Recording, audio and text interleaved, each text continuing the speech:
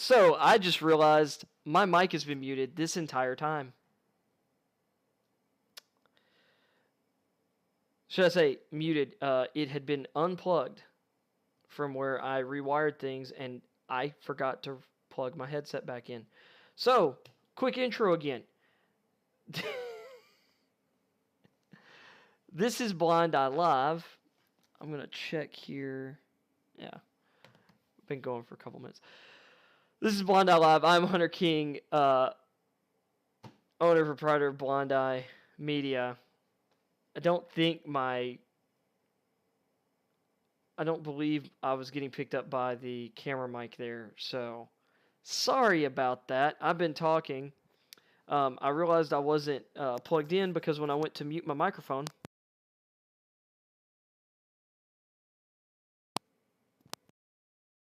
if that's on, I'm muted.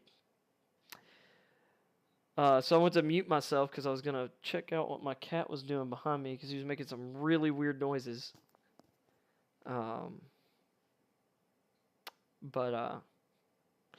Anyway, I was kind of talking about the show and some stuff going forward. So, not going to get too rambly here. Talk kind of heavily about the Watson situation, my own personal opinion. I'm going to leave that somewhat maybe messy to some people opinion, whatever. Kind of as part of that show. I don't want to relitigate. I'm not going to relitigate or restate opinions, or I don't want to cover the legal stuff going on with Watson every time Deshaun Watson is brought up throughout the offseason on my show. Everybody else can do it because, oh my goodness, trying to listen to some podcasts or different things for analysis and opinions, I get it. Not everyone at ESPN needs to share the same opinion over and over again. That's been mandated to them. And maybe they all believe it. I don't want to be that guy either. So from here on, it's football. Now, I will cover things when new stuff comes up. But I'm going to try and stick to as much of the facts. And I might give some counterfact or some counter opinion at times if I feel like anything that I'm reading, or if I feel like there's a prevailing opinion that isn't based in fact, and for fairness' sake, maybe needs to get pushed back on, even if I don't, even sometimes if I partially agree with it. Because that's what I want my show to be. I want people to get factual information. I want people to get, I don't want to use the term fair and balanced, but I want people to get a fair shake. And I talked about yesterday, I felt like there was a double standard between how Deshaun Watson's been covered and how other athletes have been covered. And I think it's really funny, because this is something I didn't get into yesterday. But there's some other prevailing sentiments and some stuff being said about it recently.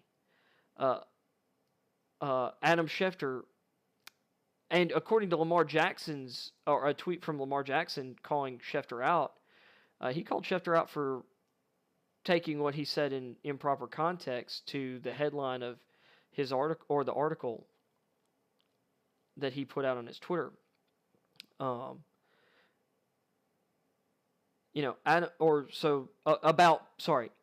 About there still being racial bias against black quarterbacks.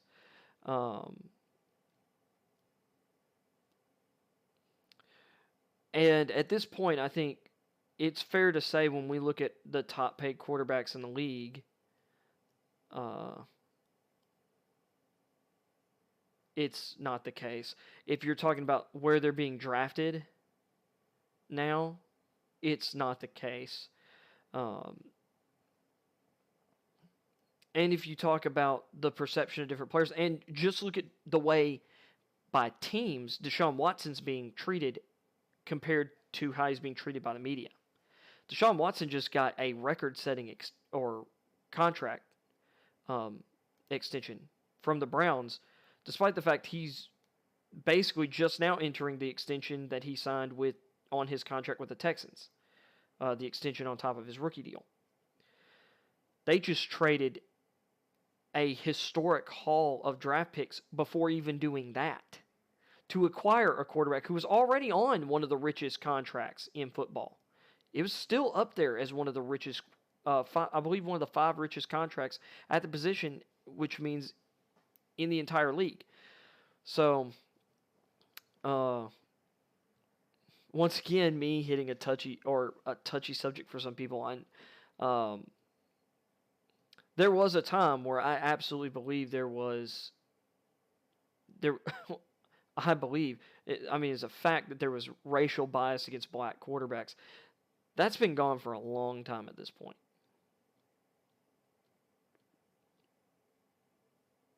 And you can look back look back at the 90s. Steve McNair from Alcorn State was a top 5 pick. Donovan McNabb, Syracuse quarterback, number 2, number 3 overall in 1999. Yeah, in 1999. Michael Vick, first pick in 2001, if I'm correct. And, in there also, Achilles Smith was a number 3 overall pick during that time. And people being given chances. Michael Vick, with all the media with everything that happened to him, he got a second chance. And I think one of the biggest things, I think Clay Travis nailed this. But I think he nailed it with the right tone. The NFL, more than anything else, they care about talent. They care about your ability to impact winning and success, and for that team as well, merchandising and making money, ticket sales, because it's a business. And fan bases are willing to forgive a lot of stuff too. Ray Lewis was charged with double murder. He's got a statue outside of the stadium in Baltimore. And here's my thing. I love Ray Lewis. I really think you want to talk about a man who, if the worst about that situation was true or is true, that man does not exist today and has not existed for a very long time. Deshaun Watson, we don't know what the worst is about him. What teams do know is how good he is at football.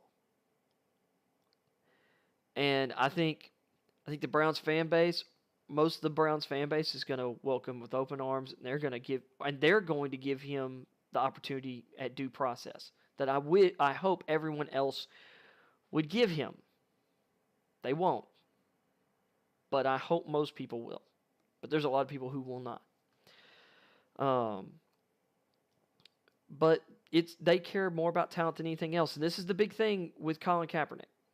If Colin Kaepernick was, at the time he took a knee,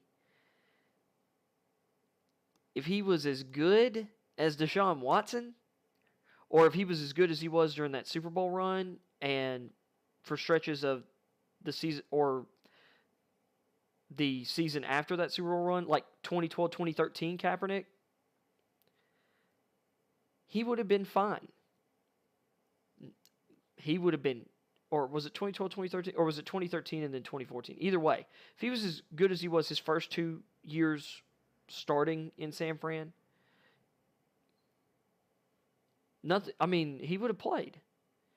The issue was he didn't want to be in San Francisco anymore. Didn't want to play for Chip Kelly. Wasn't playing as well. People can look at the touchdown interception rate. Kaepernick was throwing the ball away a lot. He was giving up on plays a lot that year.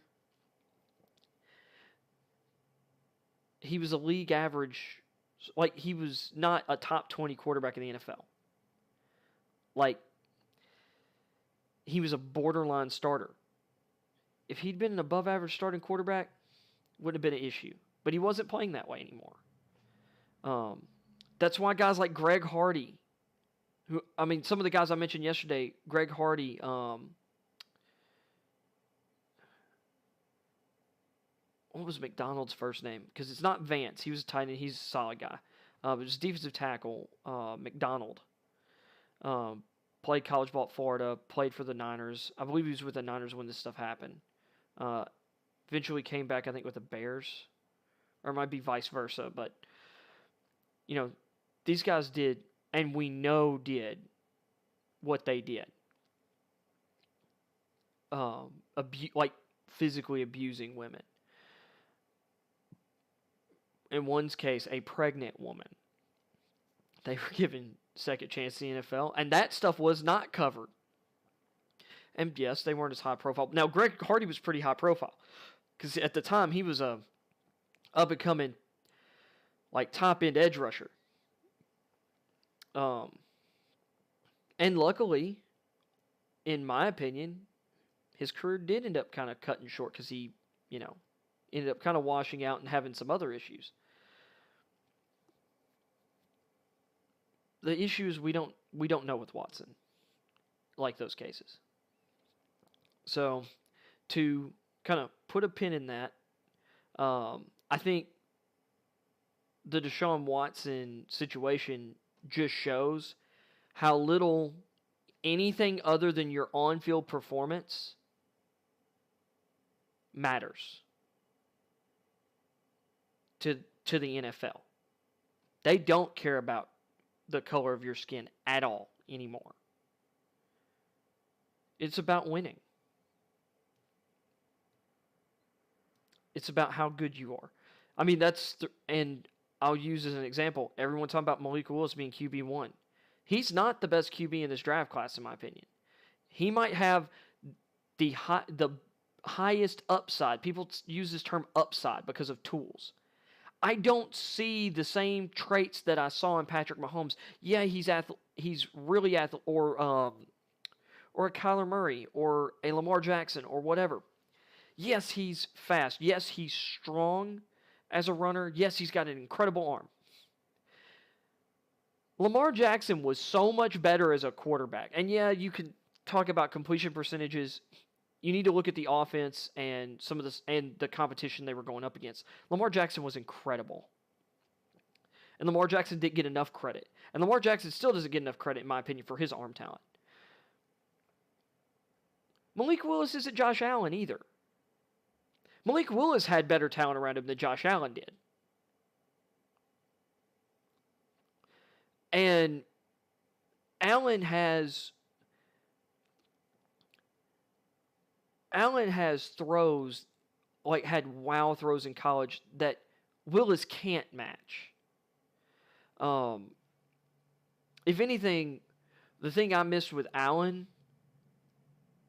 was I wasn't giving him the same benefit of the doubt. In my opinion, I just didn't give Josh Allen the same benefit of the doubt I gave Patrick Mahomes the year before with his tape. That was my mistake with Josh Allen. And I still, I understood what people saw in the talent of Josh Allen. The guy was awesome, dude, that you wanted to see succeed. I just didn't see it. Malik Willis is a great dude. Love to see him succeed. I just don't see it.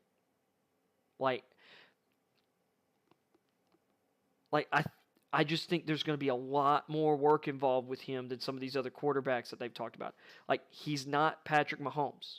He's not. I think he's further away from being ready than Josh Allen was. And I thought Josh Allen was raw. So, but once again, I think you look at this quarterback class, in my opinion, just from looking at these guys, the NFL had a problem still had a race problem. Malik Willis you wouldn't be hearing all this stuff about Malik Willis being the clear-cut number one guy for most teams because of that upside. Because I don't think his upside's is that much higher than Sam Howell. And to be honest, Desmond Ridder, his floor is probably as high as any of the quarterback. Might be the highest of any quarterback in the draft for me. Digging deeper into his film, like going back and watching, you know, I've watched a lot of these quarterbacks. I watched through everything, and I've gone back and I've now watched through everything, a second time. I have done that since, a month ago or whatever when I said I'd watch through.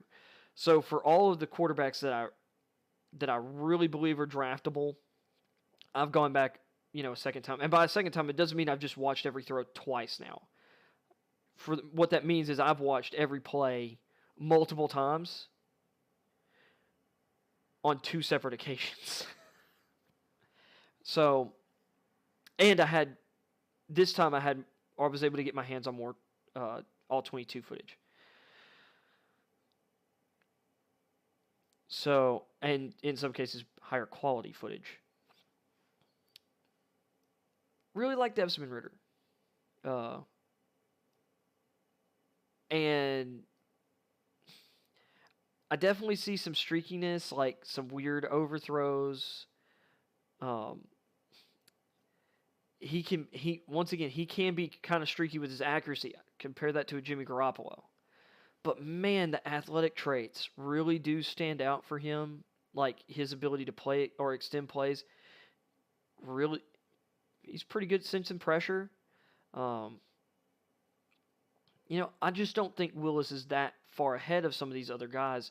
Like Kenny Pickett's like his 2021 tape is so dang good. And I'm not worried about his hand size. I've just decided I'm not worried about it.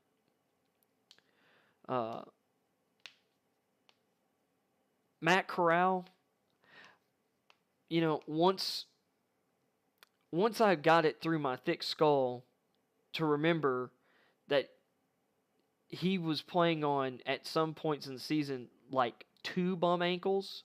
Like by the end of the Tennessee game, he was on 2 hurting ankles. And I think he was kind of on 2 bum wheels during the Liberty game.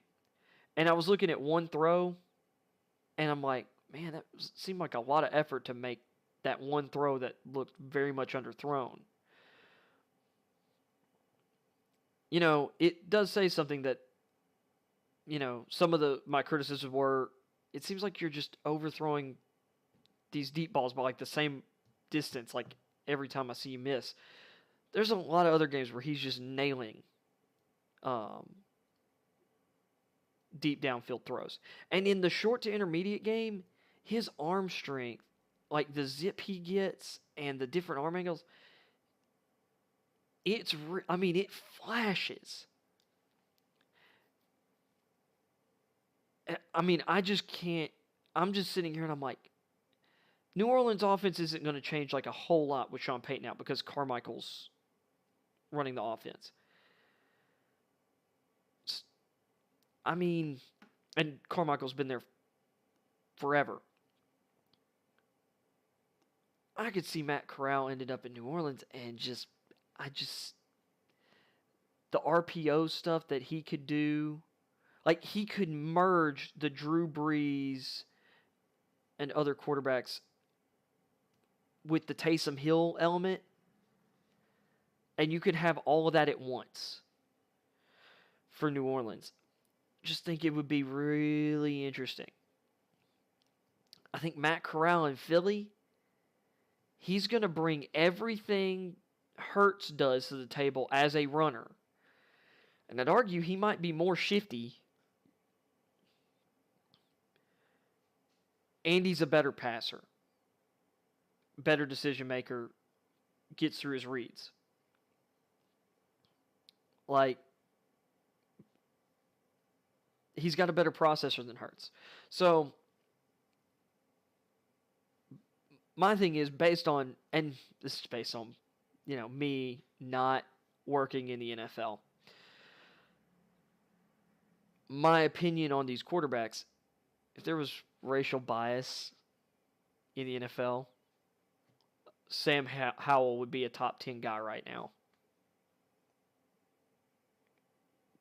instead of Willis. Desmond Ridder would be getting more hype for running like a 4.5 40 with his experience and tape at quarterback at Cincinnati. All those wins he put up.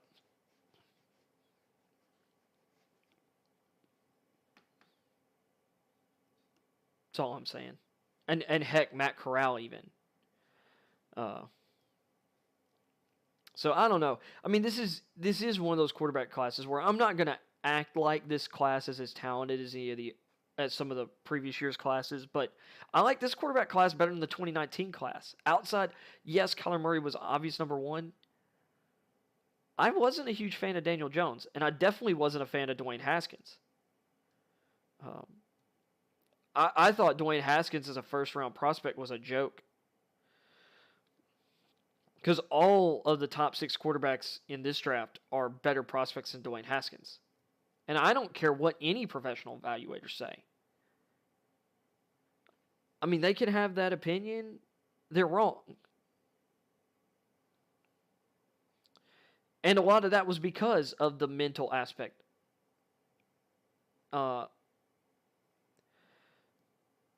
For Dwayne Haskins.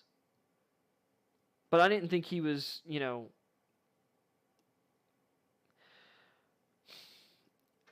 with Haskins, I saw a lot of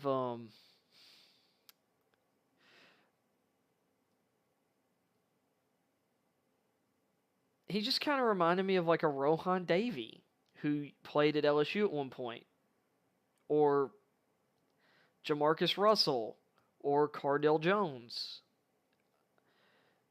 I mean, they were successful college quarterbacks, but a lot of that had to do with where they were and what was around them. They had tools, but, and Cardell didn't get the shot in the league that a couple of those other guys did. Heck, Cardell didn't even get as much shot as Rohan Davey. Rohan Davey, was a backup for a few years, but he never really got a chance to really do anything. But anyway, we're going to use, and I guess I'm already talking about the quarterbacks.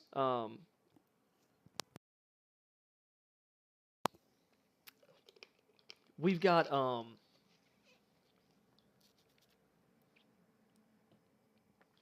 so on the docket for today, I'm trying to decide what order I want to kind of do these in. Because of what I just went through, I don't really feel like I want to litigate the whole sports media thing or the social media ruining sports discourse right now. I think I'd kind of like to get into talking about, or could just continue talking about the draft. Because, I mean, one of the reasons the draft is a big part of this channel. And if I'd been streaming during the fall, I think it would seem a little more apparent. College football is my first love. The NFL is not is not number one for me. It's actually college, but I do really enjoy football, so I do really, really enjoy the NFL.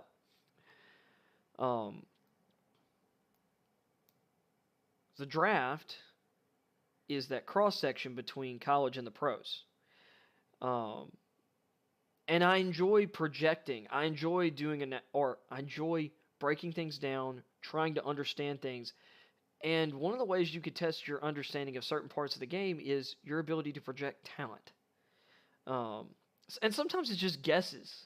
At the end of the day, you got all these talented guys. What's going to separate them? Now, projection also, in a lot of cases, you also got to figure out where they're going to, or some of that depends on where they land. Because as a scout, you can find the perfect prospect. But if he goes to the 2021 Jacksonville Jaguars, he's going to be coached by Urban Meyer. And 2021 Urban Meyer was arguably the worst coaching hire in the history of the NFL. And that's saying something because he didn't even make it a full year. Maybe let's throw another name out there. Bobby Petrino his 1 year with the Atlanta Falcons.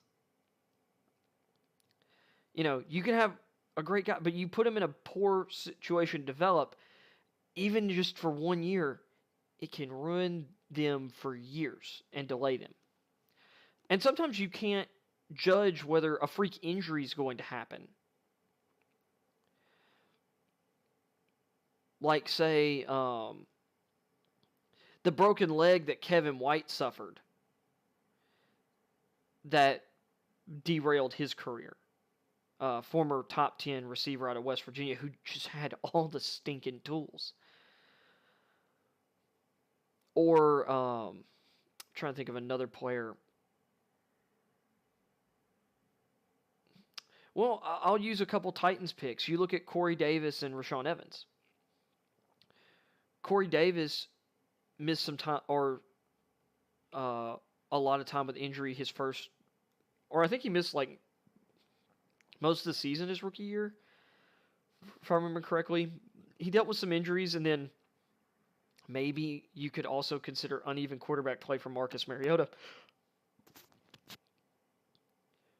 But Ryan Tannehill comes down, and that last year in Tennessee, that 2020 season, he really balled out, nearly went for 1,000 yards in a run-heavy offense, where A.J. Brown had become the number one receiver. And where Jonnu Smith was, a really key component, especially down by the red zone. Davis had a really good year, and then he turned that into a fairly reasonable contract with the Jets, and he was pretty freaking good this year, considering how uneven the quarterback play was for him with the Jets. I mean, you could argue that he hadn't been worth the number 5 pick, and I would agree with that. But I don't know if I'd blame all that on him. Same, and with Rashaan Evans. Rashaan Evans has just been hurt a lot. But especially this year, I've really felt like when Evans was healthy, when Evans was on the field this year, he was a plus for the team. But, David Long was a 6th-round pick, and I'd argue Evans isn't that much better than him. Monty Rice has been really good as a rookie. Jayon Brown, I would say, has been the best linebacker on the team for years. He was a 5th-round pick. So, Avery Williamson was awesome for us when he was here, 5th-round pick. So,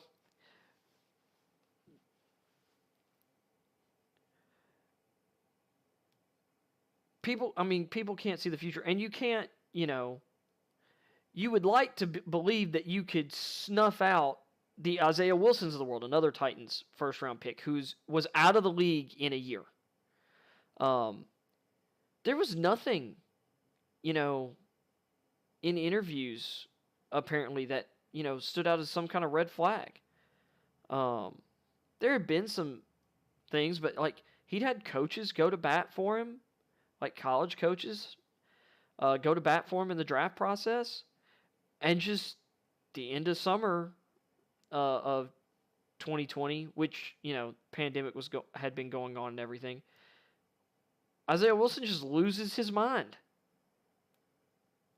And has multiple just crazy run-ins, he was at a illegal gathering or whatever and jumped over a balcony, apparently, to try and get away, or almost did, and then caught doing donuts in a parking lot while under the influence of alcohol.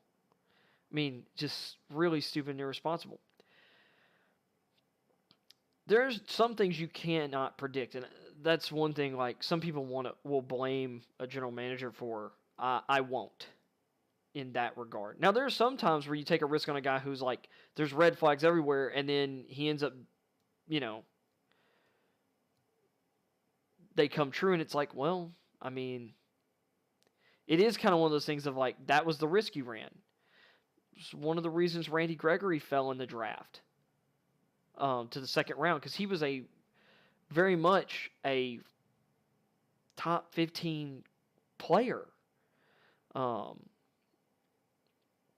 that year, or during the season, or while he was in college. And that stuff just, and that stuff manifests in the league early on. Aldon Smith had some stuff. People gave him chances, came back, and then once again, he went right back to it. And, I don't believe the Josh Gordon situation was handled correctly by the NFL.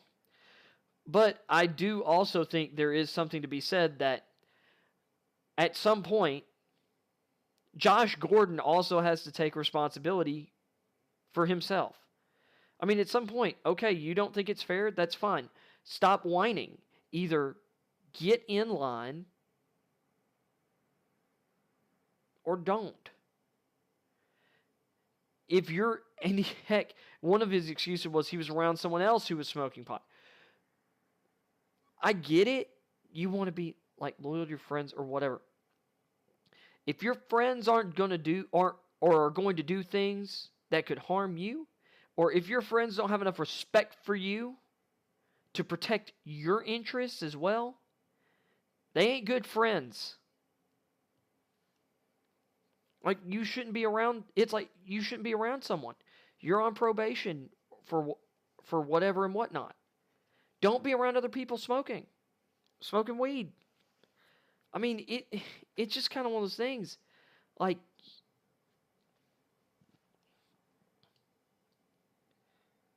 And to some degree, I think some of the issue with him, because he talked about dealing with anxiety and mental health stuff and weed helping him. At some point, I do wonder, and this is, the opinion of a non-expert. Do you really care that much about, or if you become so dependent on something like marijuana to deal with those issues, are you not addicted? Is that not a problem?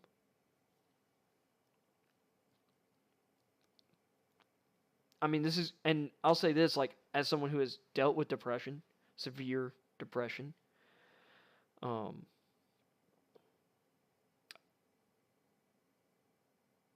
someone who's deals with a severe visual disability, threat of complete blindness in the future. I can't drive or operate motor vehicles, stuff like that. Heavy machinery, and there are certain jobs that I just couldn't get safety clearance for because of my disability, and that's really affected my life. I've dealt with stuff. I've dealt with. I don't have any mental illness, but I've dealt with extreme fear and anxiety over different things. I never once thought to cope with I've never smoked weed, so, and maybe that's why I've never felt its effects, so whatever. But I do drink. I have drank from time to time. When I'm depressed, I don't go near alcohol. Instinctually don't. But maybe I'm just lucky that I'm able to deal with it, myself. So maybe it makes it hard for me to relate to, the other side of that. But for me, it is kind of hard. You've got millions of dollars. You have, and that money gives you the access to the best of whatever help money can buy. And I don't know, at some point I think to me it's you have to choose. I truly believe we all have the indomitable will to overcome. I've just seen too many circumstances of people who are far less fortunate, and I would say even my issues, I have to chalk up my failures or my shortcomings to me. I'm not going to I can't live with excuses. Excuses aren't going to get me anywhere. I'm not going to let my blindness be a stumbling block anymore. Like, I got to a point where I'm like, I can't let my blindness be a stumbling block to me achieving my goals. I could still be the man I want to be. I could still dream big and achieve those dreams despite the fact that, maybe I feel at times like I'm not 100% of what I was or what I thought I'd be physically. Doesn't mean that in life I can't live the most fulfilled life that I could possibly live. It does make me wonder if a guy like Josh Gordon just doesn't want to. Maybe maybe he just sees life without smoking weed as like, that's a life I don't want to live. And you know what? That's fine. But the rules of the league. You've got to deal with that. And for most of his career, he didn't. And it's a shame. Now, we can litigate the whole weed issue because, I'm pretty open-minded about it, and definitely CBD and stuff like that. I think that stuff is I'd rather deal with the repercussions of the long-term repercussions of whatever's to do with that compared to the painkillers and all the other stuff that athletes are on. But I can whine about my it's like I can complain about my blindness. I can complain about how the world's not set up for me. In a lot of cases, or that because I'm only halfway there or whatever, and I'm in this middle ground. Some people don't, or just treat me as if I'm totally blind. And another group of people treat me as like I'm incapable of doing a lot of things, or baby me. I could complain about that, or I could just deal with it. So anyway, my gosh, I'm my show. I'm like not talking enough about actual sports, am I? All right, I'm gonna get down off that soapbox for a while. We're gonna get into some draft stuff. I was talking about player evaluation. I got off on that. I've gotta control the rabbit trailing. So, with that being said, let's go to the front page of the Sports Internet, ESPN. Whereas, while I will criticize a lot of ESPN's coverage, there are writers doing really good work, and this is a really good place to find news. A place like Outkick covers some stuff, but they don't have all these headlines and things. Oh, looks like Kuiper put out a new mock draft. That's interesting. And so ESPN's expanded their draft experts. They've added two big guys. Like Steve Winch is still working for Scouts Inc., but they've added Jason Reed and Matt Miller. And it seems like they've got some kind of consensus rankings that they've cooked up. Let's check out some of these headlines from the front page here. And this is the NFL front page, by the way. Let me adjust my camera because I always hit that instead of hitting the wrong thing on my PC here. Okay, so once again, a view at how close I have to get to freaking read. And I do it this way instead of using the tech I have that will screen read because I really don't want stuff reading in my ear while I'm trying to talk. I'd rather do things this way. Eventually, maybe I'll have a co-host to do this kind of stuff for me in the future. Pickett's hand size up 1/8 of an inch at Pro Day. Oh my God. So don't care. Sources: Saints have deal to re-sign QB Winston. I think I talked about that yesterday. It's like a 2-year, $28 million deal. Cowboys to keep top tackler Jaron Kearse back on a 2-year deal. I'm sure that's probably pretty cheap. Bills adding running back Wilson, wide receiver Crowder Okay. Or, did I say Wilson? I meant Johnson. And I believe that's Duke Johnson, who's been one of the most underrated pass-catching backs, and just kind of an underrated back in general for a while. Jamison Crowder's a nice get for them. Really nice slot receiver. Bucks Godwin, Brady Text crystallized his future. Okay, I'm guessing is Godwin accepting a contract back with the Bucks. Stafford happy to put roots down with Rams.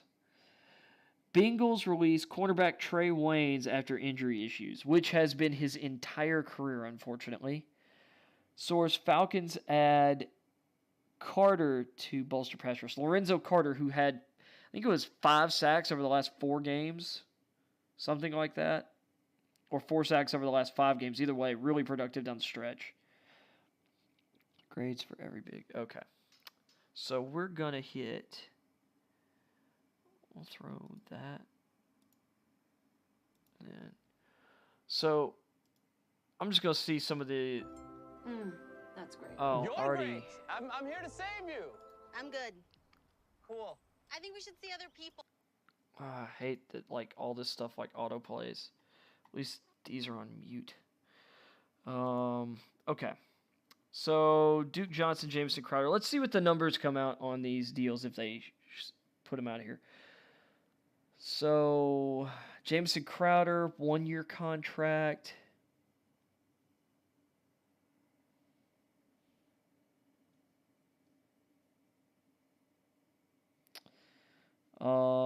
Let's see. Johnson is signing a 1-year deal with the team. Agent Drew Rosenhaus and Robert Bailey told ESPN. So honestly, getting Duke. I mean, they were pretty bummed about J.D. McKissic, which it seems that what happened with McKissic. So J.D. McKissic flip-flopped in free agency. He had accepted a deal with the Bills, and then the Washington Commanders reached out and offered him the same contract, and McKissic decided to stay. That's not normally how things work. So, what happened with McKissic, and this is according to him and to his agent, because his agent's not super happy about how things went down either. The Commanders never actually offered McKissic a deal. Like, they never reached out about a deal before free agency and before he had talked to anyone else. So they had agreed terms, like finalized terms with the Bills, like to a state where the agent called Washington, who I guess Washington called them. There was a phone call between the agent and the team, or the Washington Commanders, where he said, McKissic's going to Buffalo. Done deal. And something happened, and from what I have read and listened to, Washington reached out to McKissic personally and convinced them or him to stay by sowing distrust about the GM and head coach of the Bills, who used to work for Marty Herney and Ron Rivera in Carolina when they were in Carolina. I believe it's Herney is the guy who's the GM for Washington.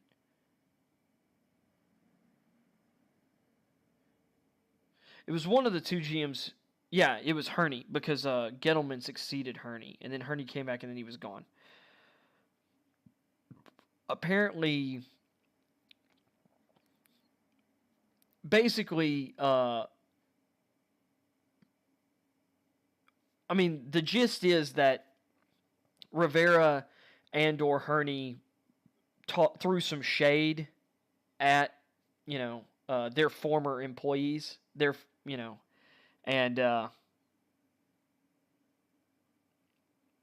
basically kind of played dirty. And it's just kind of an interesting situation to that I'm continuing to follow for any new nuggets on.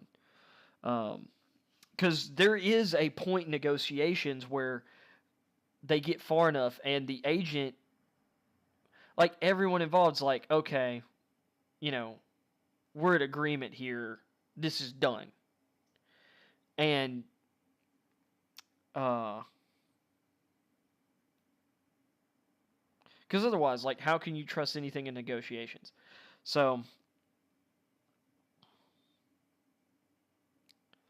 with that being said, Duke Johnson is who they've turned to be that kind of third down back. And in a lot of ways, I think Johnson's a better all-around player than McKissick. Like, he's a better running back.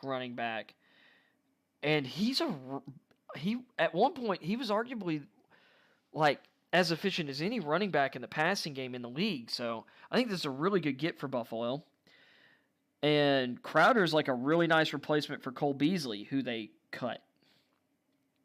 Although I will say that's if Crowder can stay healthy. Because Jamison Crowder hadn't been able to do that a whole lot. Let's see about this deal for Jaron Kearse. So the Cowboys have brought back 2 of their top 3 safeties from last year. I still imagine they're going to draft one. So they signed him to a 2-year contract. No money specifics here. He started 15 of the 16 games he appeared in. He's 28. And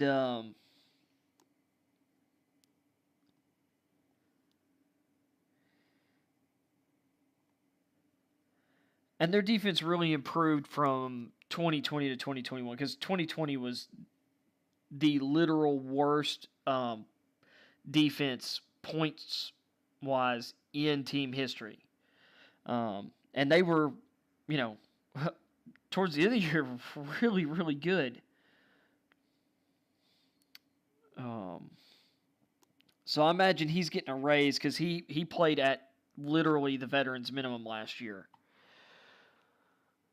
And was their leading tackler. All right, let's see. So that's Kuiper's mock draft.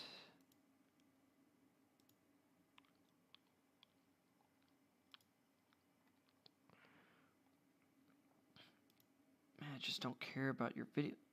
Hit pause. Okay. So let's jump into these big board rankings here. So, are these positional or? So these are, man, y'all are just gonna. This is their ESPN Plus content, a consensus top 10 rankings.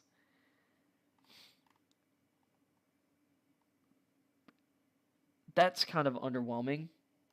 And then I guess they've got a top 5 at every position. This is honestly, I'd argue, really lame. But considering I thought this was going to be bigger. So their top 10 players, Hutchinson, who is number 1 for everyone except for Reed. Hamilton's number 2. He's number 1 for Reed. Ikwonu has become the consensus top lineman, it seems, for everybody except for Miller. Interesting. Kayvon Thibodeau's really dropped for everybody but Reed. And I say drop, like, there's a period of time where most of the season he was number 1. So him being, like, 3rd for Reed and, 5 or lower for everyone else, that's kind of a significant change in perception. Let's see, you got Gardner here. And then this is where, as we get further down, you're seeing some of these guys, like, not even in some of these guys' top 10s. Derek Stingley Jr., you're kind of seeing the rift here. Kuiper's still got him at 5th. McShay's got him down at 13.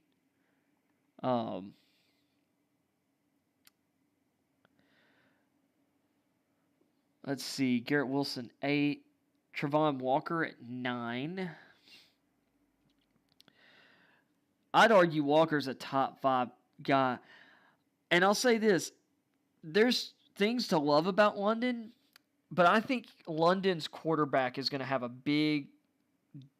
be very important because he doesn't have and he did not run at the combine. I haven't seen anything about any pro day numbers, but he's not necessarily a burner. He's got really quick feet. He's really agile for a tall guy, but he's not extremely sudden, and he doesn't have long speed really. Doesn't have build-up speed. So for him, a lot of what he won on in college was coming back to the quarterback. He actually wins in he's actually pretty quick in short areas. He can win on a lot of quick routes. Quick ins, quick outs, slants. He could win on double moves, but you have to have a quarterback that's going to nail back shoulder throws and use his body.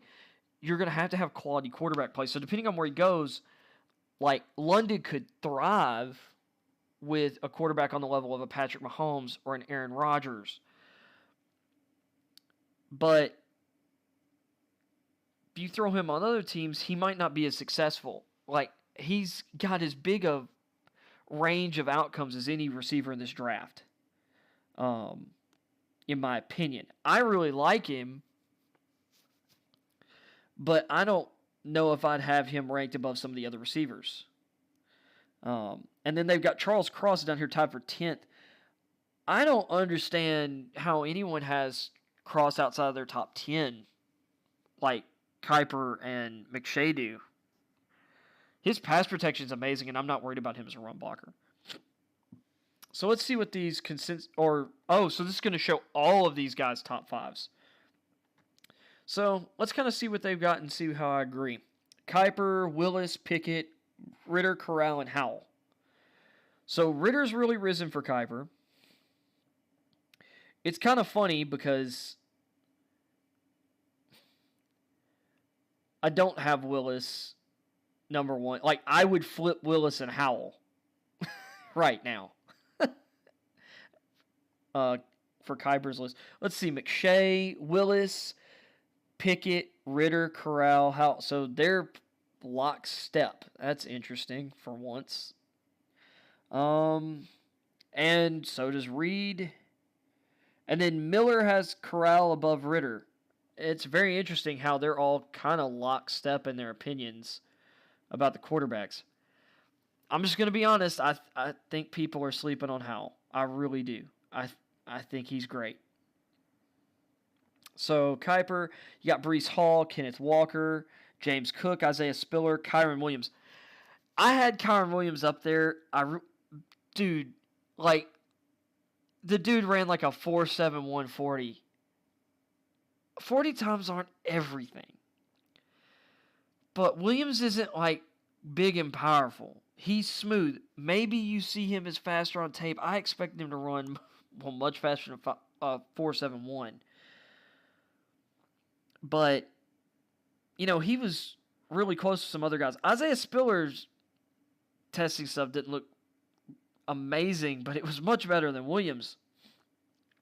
I think I agree with Kiper's top 3 and probably top 4, but Williams is not even in my top 10 right now. For McShay, it's Walker, Hall, Cook, Spiller, and then Pierre Strong Jr. out of South Dakota State. I wouldn't argue. I mean, that's a pretty good top 5 too. I think I'd still have Hall ahead of Walker. I mean, Hall's workout was incredible, but Hall was super productive. And Walker was really productive this last year with Michigan State, but Hall's got a little more sustained track record, and he's better in the passing game. And Cook is arguably the best pass game running back in the draft, and he's good as a running back as well. I think Cook's going to have a great NFL career. Let's see, Reed, it's Hall, Walker, Spiller, Cook, and Rashad White of Arizona State. I don't know. I'm not there on White. I mean, any of these like day 3 type running backs could hit, and I'm assuming he thinks he's a 3rd round caliber running back, but White's not the guy I'm taking. He's not even one of like. I'm pretty sure I don't actually have him in my top 10. Miller, Hall, Walker, Spiller, Damian Pearson, Pierce Strong Jr. Pearson didn't have an amazing combine either, but I have Pierce rated ahead of Rachaad White. So like just kind of because I'm using this as kind of to talk about the quarterbacks or for the positions myself. Like they're doing 5, so I'll do 5. For me, it's at quarterback: Howell, Pickett, Corral, Ritter, Willis, and then Carson Strong because of medical stuff.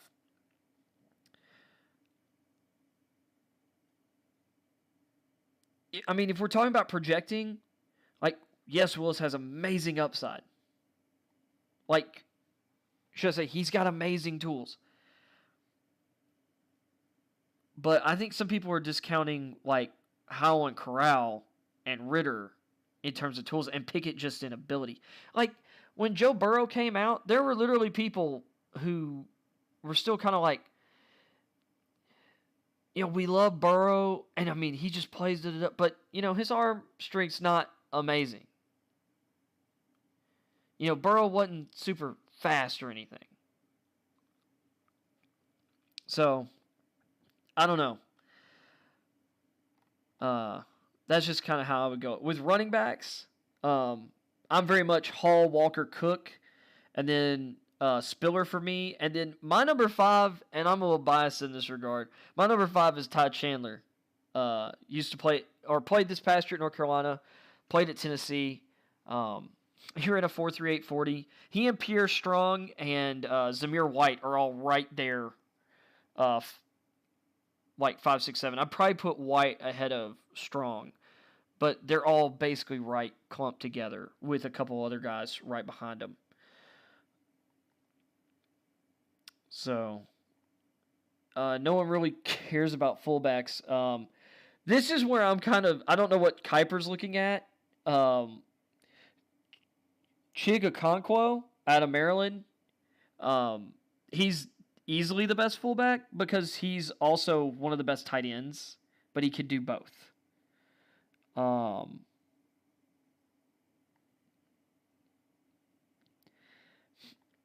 I think the reason you're not seeing him listed for McShay is because he's got him as a tight end. I think Reed probably also has Okonkwo as a tight end. And I'm going to say Miller has him listed purely as a tight end. I think Okonkwo, he might sneak into round 3. I think he's going to be like a round 4 guy. Maybe even round 5. Okonkwo is a dude. And if you're wanting like a supercharged version of Kyle Juszczyk of the 49ers for a, Shanahan-type offense where you would like to use the fullback but also have some passing game ability, that's your dude. But he can also line up as a tight end and block as a wide tight end in the run and pass game. He's an awesome pass protector too. So you put him out there as a fullback or tight end in a max protect. Like, there were times at Maryland, he was just straight up blocking the top edge rusher on the other team. Like, they were leaving him on an island, and he was winning the reps. So, for Kuiper, he's got London ahead of Wilson, then he's got Olave, then Dotson, then Jameson Williams. Williams is the number 1 receiver in this class. He got hurt. I think he'll be fine. I think he's going to come back perfectly fine. ACL injuries are not doom anymore. Williams is my number 1 guy. And I think he is only dropped because of injury. Because you can't teach 6'1.5", 6'2" with elite track speed and his smoothness in the route tree on those intermediate and deep routes. His ability to change or to kind of shift directions. Just his speed, it's angle-destroying speed. But other than that, if we're just taking the injury concerns, I'd probably put Drake London. And personally, people had some questions about Dotson because he only ran a 4.43. And he's a little skinny. I'm like, Dotson played incredibly bigger than his size in college. Dotson is great at the position. He's kind of to me, he's a little bit of a skinnier Justin Jefferson type guy. Some people are comparing Garrett Wilson more to Justin Jefferson, but Jefferson ran, I believe, like a 4.43 or 4.42 40. Another guy you might compare Dotson to, in my opinion, is Jerry Jeudy. And I think, there's a bunch of guys who have first-round talent at the receiver position this year. McShay, Wilson, London, Olave, Treylon Burks, and then Jamison Williams. For Reed, it's Wilson, London, Williams, Olave, and Burks. And Miller, it's London, Williams, Wilson, Olave, and Burks. For me, even with the injury, like Wilson, I'm just going to put Williams number 1. He's that good. Garrett Wilson is 2 for me. I think Treylon Burks, his upside, I don't care about the 4.55 40. I watched him play last year, and I watched him play with guys who timed faster than him at the combine. Some of them by more than 1/10 of a second. And I watched him run away from them on film, on the field. He's faster than they are. He's not running out of getting out of a track stance. Now, he has more build-up speed, but that's the thing. Build-up speed. And he's got wiggle to him. He's great after the catch. So for me, it's Williams, Wilson, Burks, and then I'm going Olave, and then I'm going London. Dotson's not in my top 5, and I still think Dotson's awesome. I just think that London's got a really great season ceiling because of his body type. But Dotson's still a guy who's worthy of a first-round draft pick, in my opinion. This is a great class. I just think Olave, his speed, his smoothness in the route tree, to me, he's one of those guys that you could see as an elite number 2. Especially for a team who has a physical, kind of dominant type guy. I know the Raiders traded for Devontae Adams. If they still had their first round pick this year, I would advocate just adding Chris Olave too. But I could see Olave, I think he could still be a number 1. But I think he could be an elite number 2. Or part of a great partnership. He could be the Tyler Lockett to a DK Metcalf type receiver. Or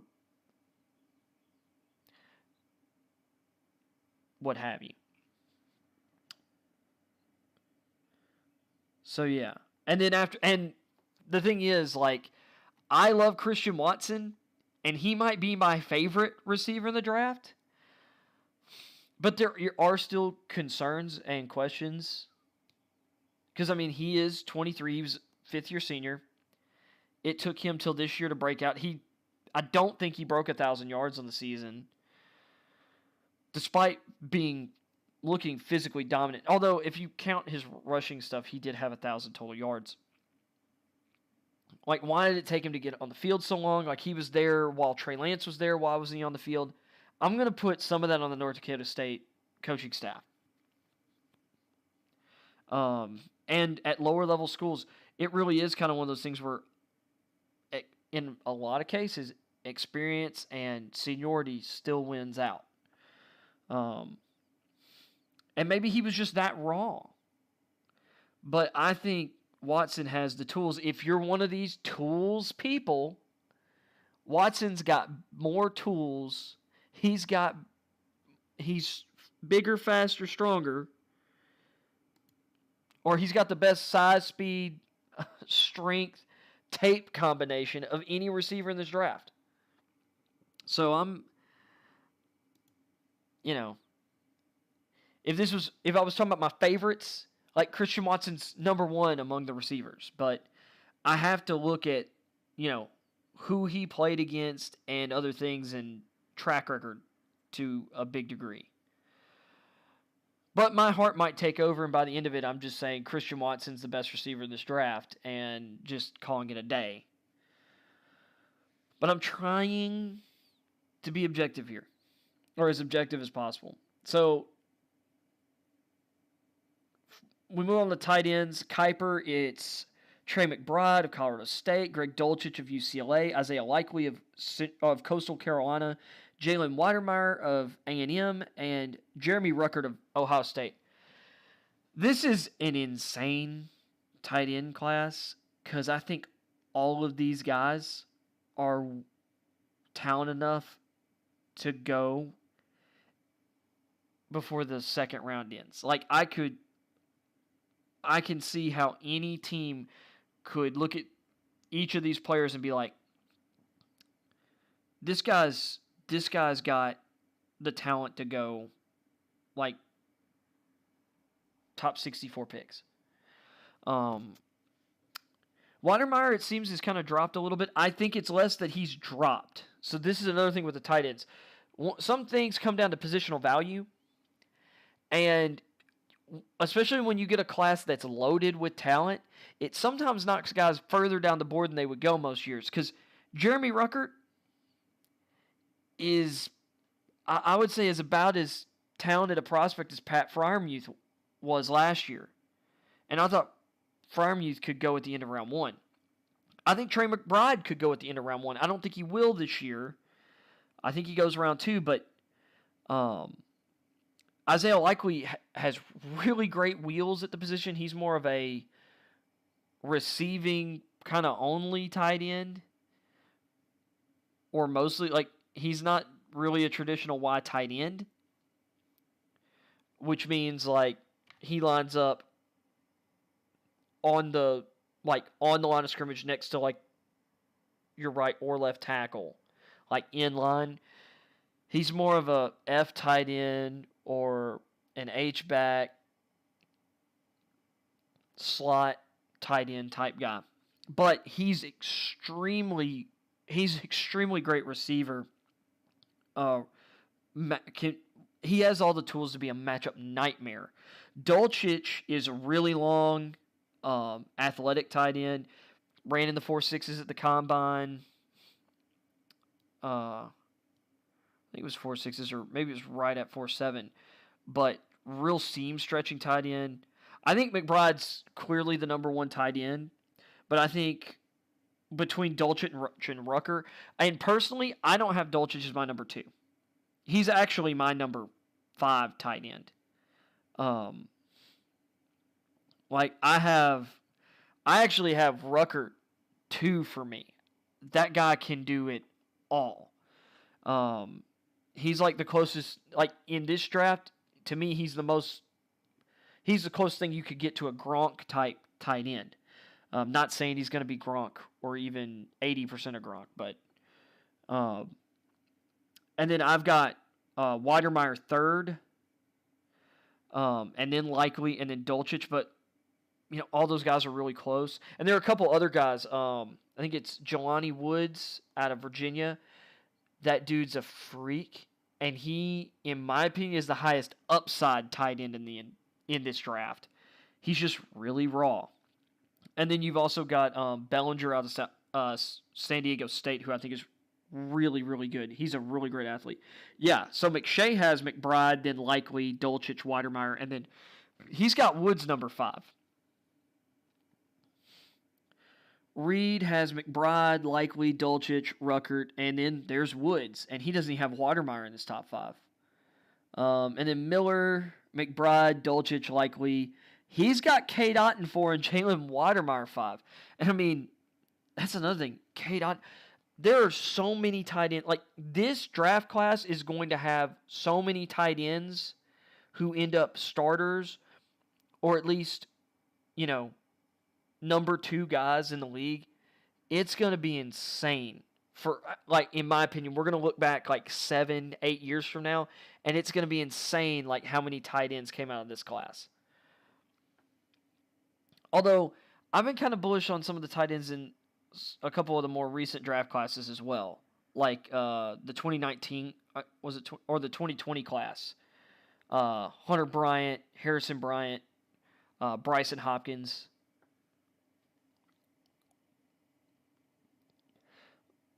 Let's see here.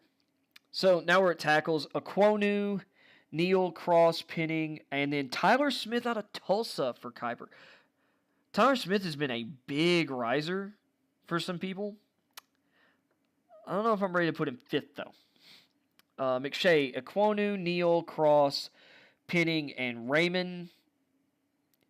Okwonu, Neal, Cross, Penning, and Raymond. For Reed and Miller, it's Neal, Okwonu, Cross, Penning, and Tyler Smith. See, my number 5 tackle is Abraham Lucas out of Washington State. I get some of the upside stuff with Raymond and Smith. I've actually moved Smith ahead of Raymond, but for me, I definitely, Abraham Lucas my number 5. It's been really tough for me with Okwonu and Neal.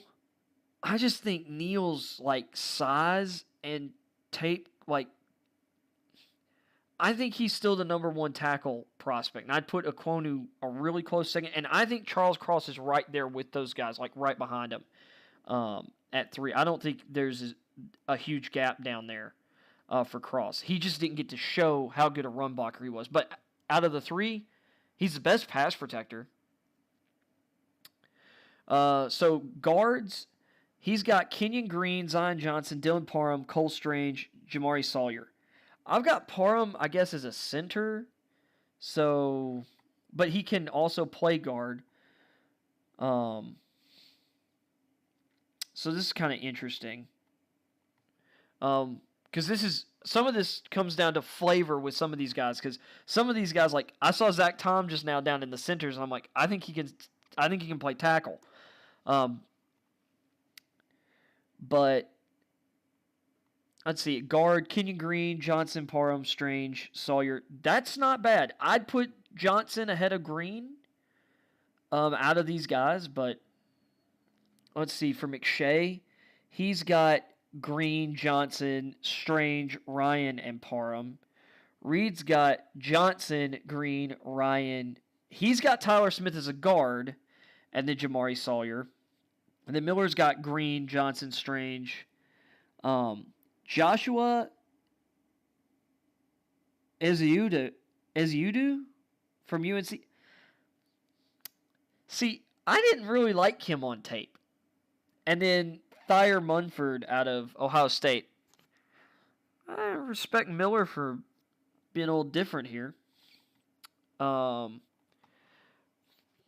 So for me, I've got Parham listed as a center right now. So my top 5 guards, very much, and I have Smith listed as a tackle now, not a guard, so he won't be here.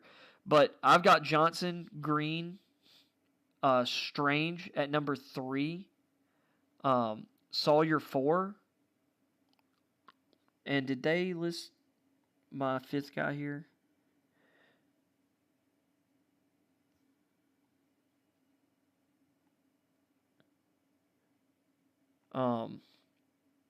His name is, I think it's Luke Godeke out of Central Michigan. I know his last name's Godeke.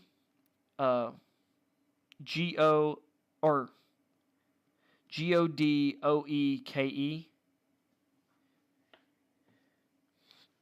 I think he could play all over the line. I think he fits probably the best as guard, but he's got amazing movement skills. Ryan was also is kind of right after there for me. So then we're looking at centers. Tyler Linderbaum is easily the number 1 center. I have Parham as my number 2 center. And I've got Tom as my number 3 center, but I think Tom can play. I think he's got amazing length. I think people were surprised maybe by how long his arms were. This guy played pretty much every position in college and was good, including left tackle. I think he can play everywhere. I just think Parham is better at center. Than Tom. That's kind of the issue with guys like Tom and Smith and Godecki, because of their versatility, in my opinion, to play tackle as well as interior, kind of placing them in places. Because Sawyer played tackle in college at Georgia, but I think he fits better as a guard. And a lot of people feel the same way about Darian Kennard out of Kentucky, but he played right tackle, and I think he could play right tackle in the league. But if I was listing Kennard as a guard, I'd move him to third. But I've got him listed as a tackle. But like I said, Linderbaum, Parham, Tom, then Jurgens of Nebraska. He's super high upside. Like, I really, really like him. And I'm going to see, and then Alec Lindstrom, Boston College, who it seems like Luke Fortner of Kentucky has overtaken Donovan West for some people. I'm going to assume that the reason Zach Tom is not at center for McShay is because he's got him in a different position. See, and there's Jason Reed. He's got Strange as a center, not a guard. He also has Parham as a center. I actually really like that top 5 for Reed if you don't have Tom at center. I just have a feeling teams are just going to put him at center. And if I put Tom at tackle, he wouldn't be in my top 5. So I kind of wanted him at center, because I think that was my highest rated position for him out of like the prospects. So, or highest ranked. So these are solid. Fortner's number 3 for Miller. That's interesting. So defensive ends, you've got Kuiper.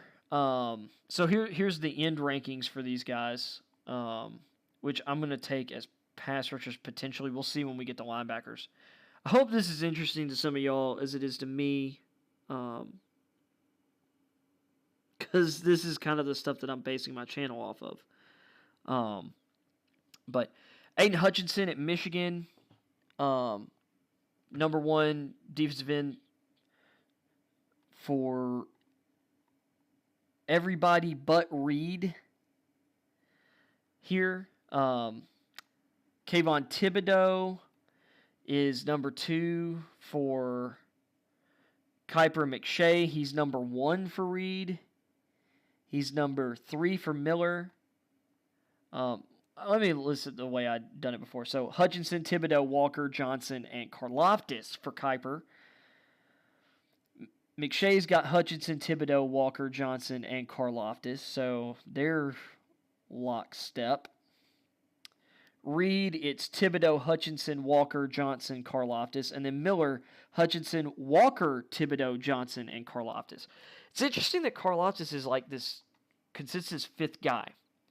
And it might be because they've got other guys elsewhere. Because I'm going to see how they have them listed. Because I do things as edge, interior defensive line, which that includes penetrating D tackles, and kind of 3-4 defensive end, like guys who I think are 3-4 defensive ends, 4-3 defensive tackles, guys who can't really play the edge in a 4-3. Because there's some guys who could play, like J.J. Watt could play 4-3 defensive end and 3-4 defensive end. So for like interior line, it's the guys who can't play 4-3 end. So these are like your big 3-4 ends, your 4-3 like 3 technique tackles, and then like nose tackles. You know, your run stuffer guys. Your like nose or 1 techniques. And so, of course, in some alignments, you'll also have like what are called 4 techniques. Thomas Booker loves playing in 4-eye, who's one of my favorite interior defenders. Actually, just one of my favorite guys in the draft. So after the ends, so now they've got the outside linebacker. So, and here it is. Some of these edge guys are at outside linebacker. So if we're going by guys who would play end, this is absolutely Miller's top 5 right here is how I've got mine ranked right now. Although, personally, if I was making the pick, I'd pick Johnson over Thibodeau. So I guess I've got Johnson 3 and then Thibodeau 4 then. So then you've got these outside linebackers, which some of these guys aren't necessarily edges because I don't look at Brandon Smith as an edge.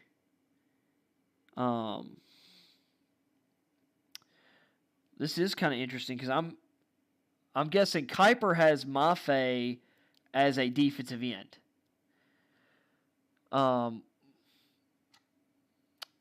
Because like if I was going, because I'm going to throw like my edge guys the way I've got them rated.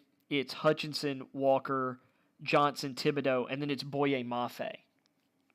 I mean, not Mafe. It's David Ojabo. So then Mafe. So they've got Ojabo here. Then, well, Kiper's got Ojabo, Tyndall. Tyndall's a really interesting player. I think he's a really versatile linebacker. He can play off the ball. I think he can play 3-4 edge. He did that a bit at Georgia. You got Arnold Ebiketie of Penn State, who I have rated ahead of Tyndall. Then you got Brandon Smith, and then you got Amari Barno, who's one of the freakiest prospects in the draft. McShay's got Ojabo. There's Mafe. Drake Jackson, D'Angelo Malone, and Nick Bonito. This is another thing that'll tell you just how stacked edge rusher is in each kind of grading range.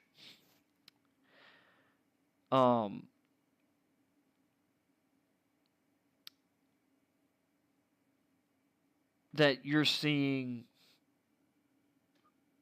the only overlap for McShay and Kiper here in their top 5 outside linebackers is Ojabo. Some of that's because of positional what have you, but that's just wild. Let's see. Reed has Ojabo, Ebiketie, Mafe, Christian Harris, and Drake Jackson. See, I have Harris as which I do edge and off ball. So I have Harris as like what they would probably call in this an inside backer. But Harris, once again, can play everywhere because of his athleticism. And he has some pass rushing ability. And then Miller, Ojabo, Mafe, Ebiketie, Nick Bonito, and then Dominique Robinson of Miami, Ohio. Man.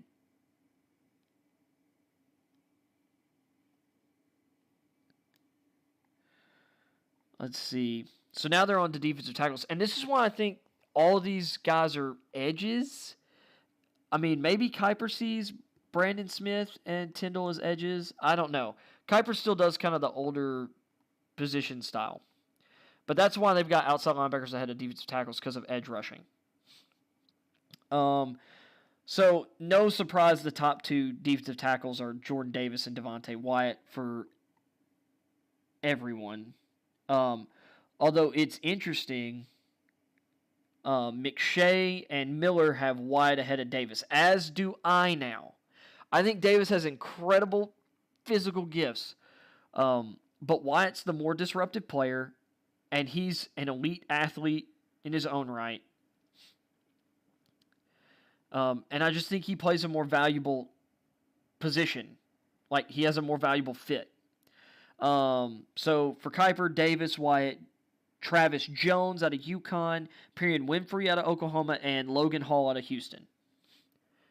Which, if you put Wyatt number 1, that's my top 5. Let's see about McShay. He's got Wyatt, Davis, Jones. He's still got Fadarian Mathis at 4, and he's got Perrion Winfrey at 5.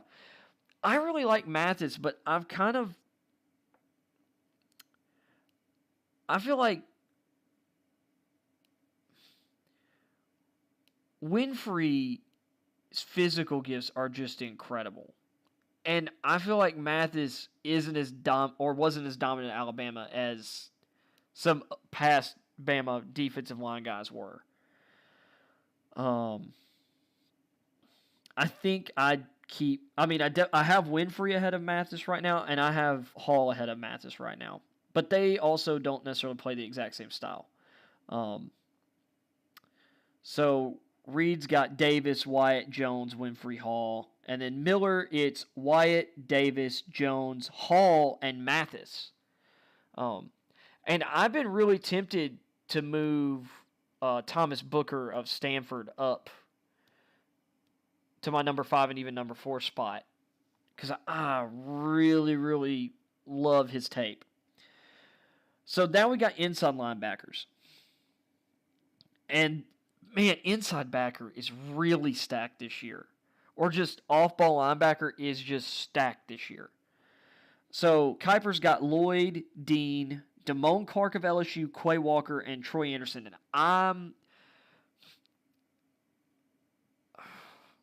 I don't know if I'd argue that. I'm huge on Chad Muma, so we'll see about McShay. McShay has Nakobe Dean ahead of Devin Lloyd. He's got Leo Chanel of Wisconsin, number 3, Christian Harris, number 4, and Quay Walker, number 5. That is a big jump for Chanel on McShay's board. And I think Chanel is a really versatile. Like, I think he can play 3-4 outside. He can play 4-3 outside. He can play 3-4 inside or out or 4-3 outside. I mean, like, he can play all over. Chanel's like a bigger, more athletic Kyle Van Noy. He's like a more athletic Dante Hightower. And I think he's a little bigger than Hightower even. But he's going to be a fit type guy. He's got to be in the right, like, he's going to have to play in the right type of defense. He's going to have to play in, like, he really needs to be drafted by, like, New England or Oakland or a team that plays a similar kind of versatile style of defense to really get his ideal fit. But to me, he has Belichick written all over him. See, Reed has Dean, Lloyd, Walker, Muma, and then Clark. And then for Miller, it's Lloyd, Dean, Walker, Harris, and Clark.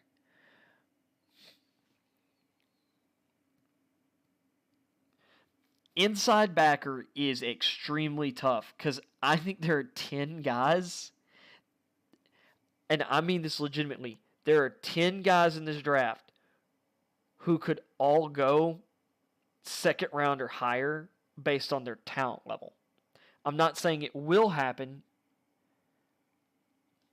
but, and this is kind of the way I look at ranges, and I'm looking at how so many people are rating things differently. You look at these guys right here.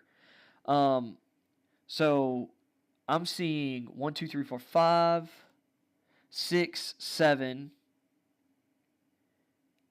8 different names just here. Between these 4 guys for their top 5 spots among inside linebackers.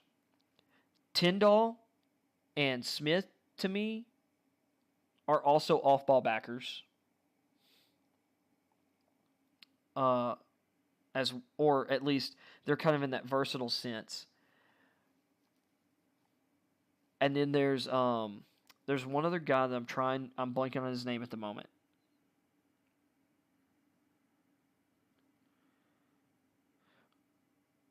But all 8 of these guys, or among these names right here,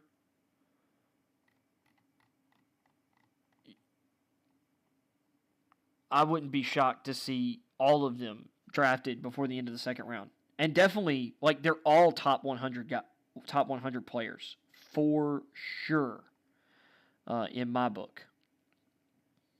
So yeah. So we'll move on to the corners now. I'm just saying this linebacker class is crazy. I need to give my rankings. There's so many guys. I'm just gonna rate my off-ball backers 1 to 10 because, like I said, there's so many. So for me, I'm still, or I just kind of don't care about Devin Lloyd's 40 time that much because his brain's so fast. Am I concerned by Kobe Dean not working out at the combine or his pro day? Like not running and doing stuff? Sure. But they're still 1 and 2 for me. From there, I've got Christian Harris at 3. I've got Quay Walker at 4. And they're real close. I have Muma at 5. I think Muma is extremely good. And he had an awesome workout. I have Damone Clark 6. I have Trey Anderson 7th. I've kind of moved that a little bit. Because Anderson had an insane workout. And he was the best. Voted the best defensive player in the FCS this past season. And he's only been playing linebacker a couple years. He was originally a quarterback. I'm not even kidding you. And I think they moved him to running back before they moved him to linebacker. Dude's nuts. But what was that? Lloyd, Dean, Harris, Christian Harris, Quay Walker, Damone Clark. Or no, sorry. It was Lloyd, Dean, Harris, Walker, Muma.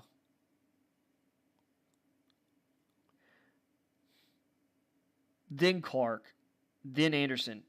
And I'll argue this too. Clark's tape against Alabama this year was one of the best games. Like, Damone Clark against Alabama was some of the best tape any linebacker put on film. Maybe the best tape, single game that any linebacker played this year. In the FBS ranks. He was outstanding in that game. So I was at Anderson, who was 7. And then I'd put Chanel 8.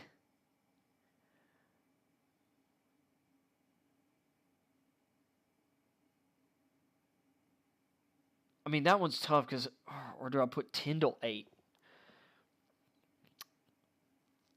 I'm going to put Tyndall 8 because he's got crazy range. I'm going to put Chanel 9. And then, because I have Brandon Smith as an off-ball guy, I'm going to have him 10th.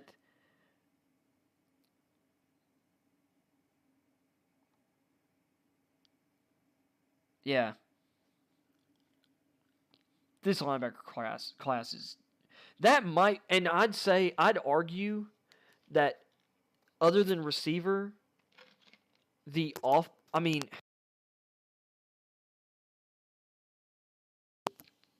pass rusher's deep too. But considering where the positional value typically pushes, like off-ball linebackers, non-pass rushing, like linebackers,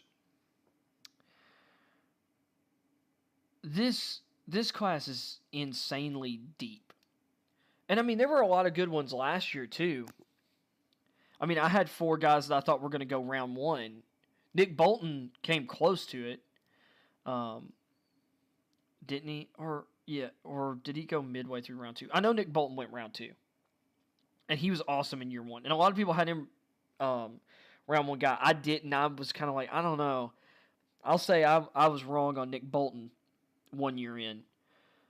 But I had 4 guys with first-round grades in the linebackers last year. And honestly, I don't think this class is really that far off in talent. Like, Micah Parsons, definitely way ahead.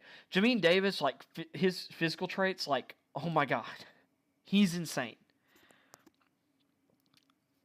Like, I'd still rate him and Parsons ahead of everyone here like this year. But after that, like one of the reasons Zaven Collins was like I had him rated the way or where I did, and a lot of people was because he's built more like a pass rushing defensive end 3-4 outside linebacker. But he played an off-ball linebacker role in a weird scheme where he did get to blitz a lot, but he was really great in coverage.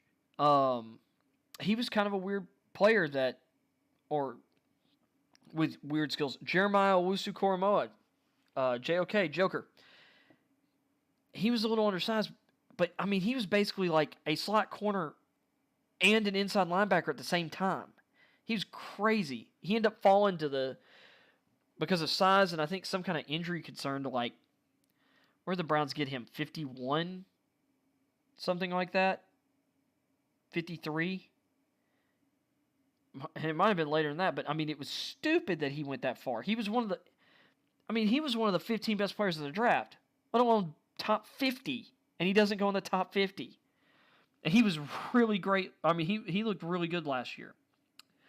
You know, this class might not have quite as much high-end talent, and there were guys down the board, but there are so many guys like in this range and down. I mean, there's so many guys who I just see, I'm like, this guy's going to step in and start on day one. So there's a lot of depth.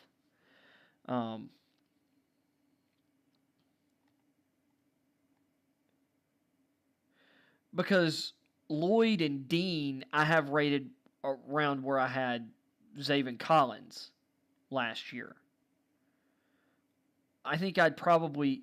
Collins is just so special, and he's really unique. He's like a way better version of like Leo Chanel. But Lloyd and Dean I'd probably take ahead of him. Well, I'd take Lloyd ahead of him. Dean is kind of right there. But you've got some athletes here like Quay Walker, Channing Tindall, Christian Harris put up amazing workouts. Trey Anderson put up an incredible workout. Muma had a really good workout. Clark's a really great athlete. I mean, it's just, this class is insane. I've talked about the linebackers enough.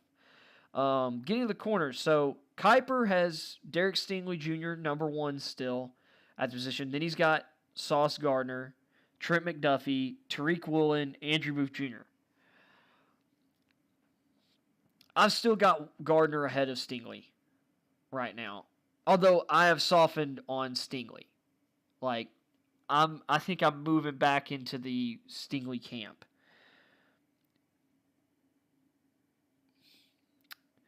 McShay's got Gardner, Stingley, McDuffie, Booth, and Elam.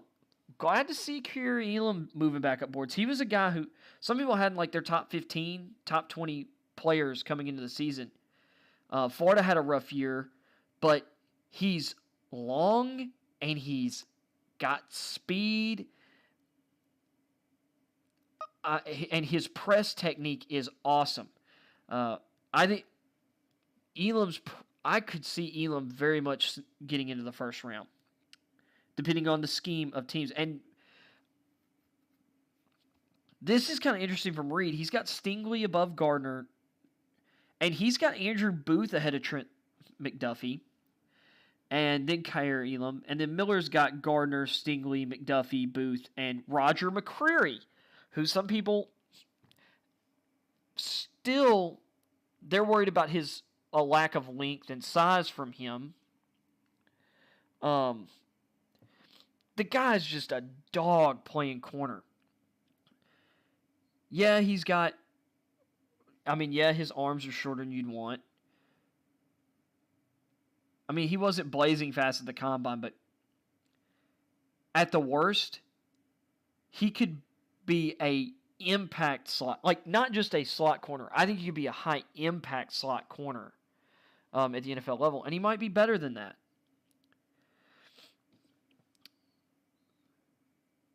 But he's not in my top five. I think, like some people had McCreary in the first round discussion. I think he's out of it now. That doesn't mean he's not a good player. Like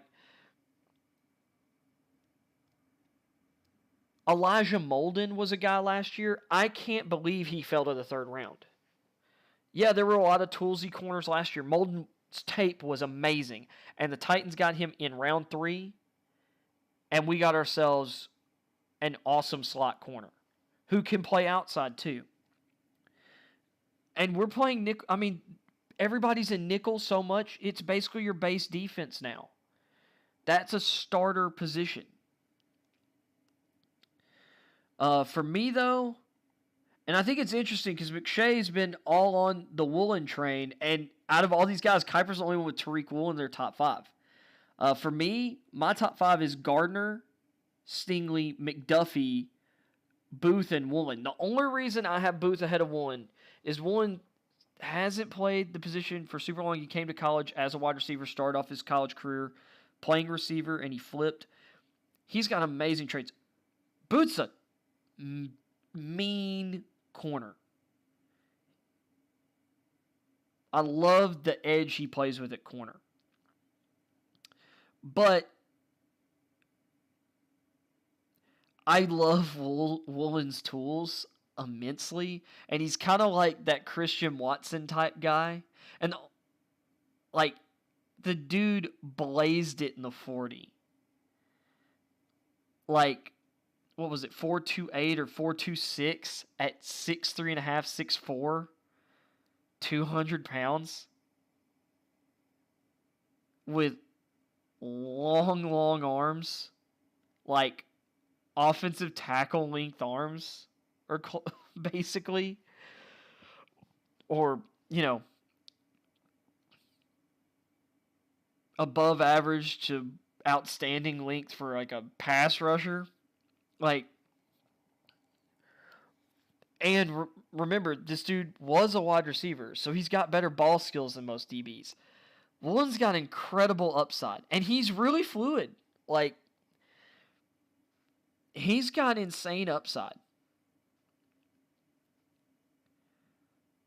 So people could argue kind of the same with Christian Watson. I can hear an argument for like either of those guys being like top 20, you know, top moved into the top 3, put in discussions with anybody at their position. I'm like, I can understand it.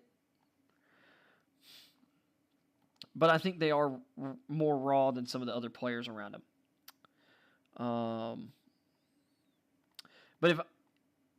And I'll say this, Kyer Elam, really close as well to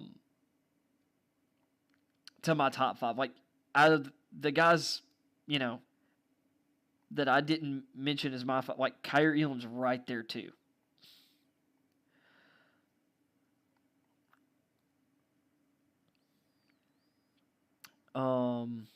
So let's see. Safeties. It's pretty easy that Kyle Hamilton's the number 1 safety. And everybody's got him number 1. Not a shock. Let's see. Kuiper's got Hamilton, Daxton Hill, Louis Cine, Jaquan Brisker, and Jalen Peter. And having just kind of scrolled and only looked at the first one, I could see that being everybody's top 5. It's not going to be, I'm sure, but let's see. Hamilton, Hill. Wow, McShay's got Peter 3rd, Nick Cross 4, and then Cine 5. Doesn't even have Brisker in his top 5 safeties. That's interesting.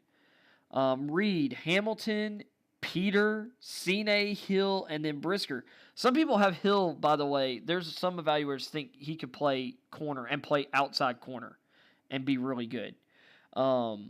Hamilton, Hill, Cine, Peter, Brisker. I'm going to be completely honest. My list is the same as Kuiper's. Absolutely the same.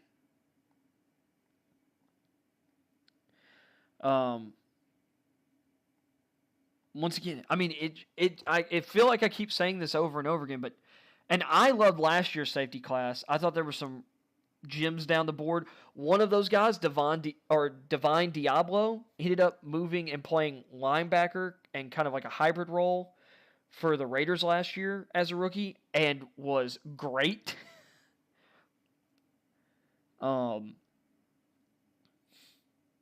and he was, a down-the-board pick. Javon Holland, Trevin Moehrig, there were a bunch of guys showed out at safety last season, and there's some other guys.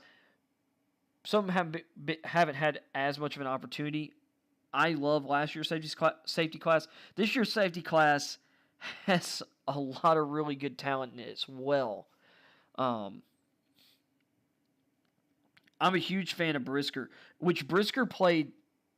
There are games on Brisker's tape where he's playing corner. They've got him man to man against the best receiver on the other team, or taking out their slot guy. And he's a really good tackler, really good in the getting downhill in the run game. I think Brisker is really good. Sine's just more athletic. He's bigger than Brisker. And also has amazing tape. Daxton Hill, once again, awesome athlete, really fluid. And Peter's just got great tape. A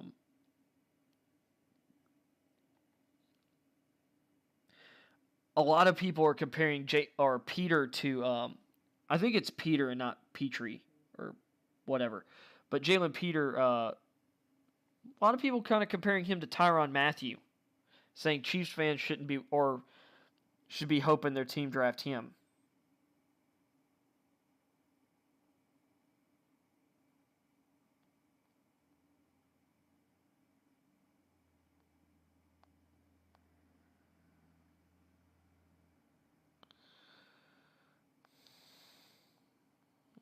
Sorry, I thought I'd gotten a text message there. Wasn't anything important. So, now we're to the specialists. They're doing their top 3 kickers. Cade York, to me, is easily the number 1 kicker. No doubt in my mind.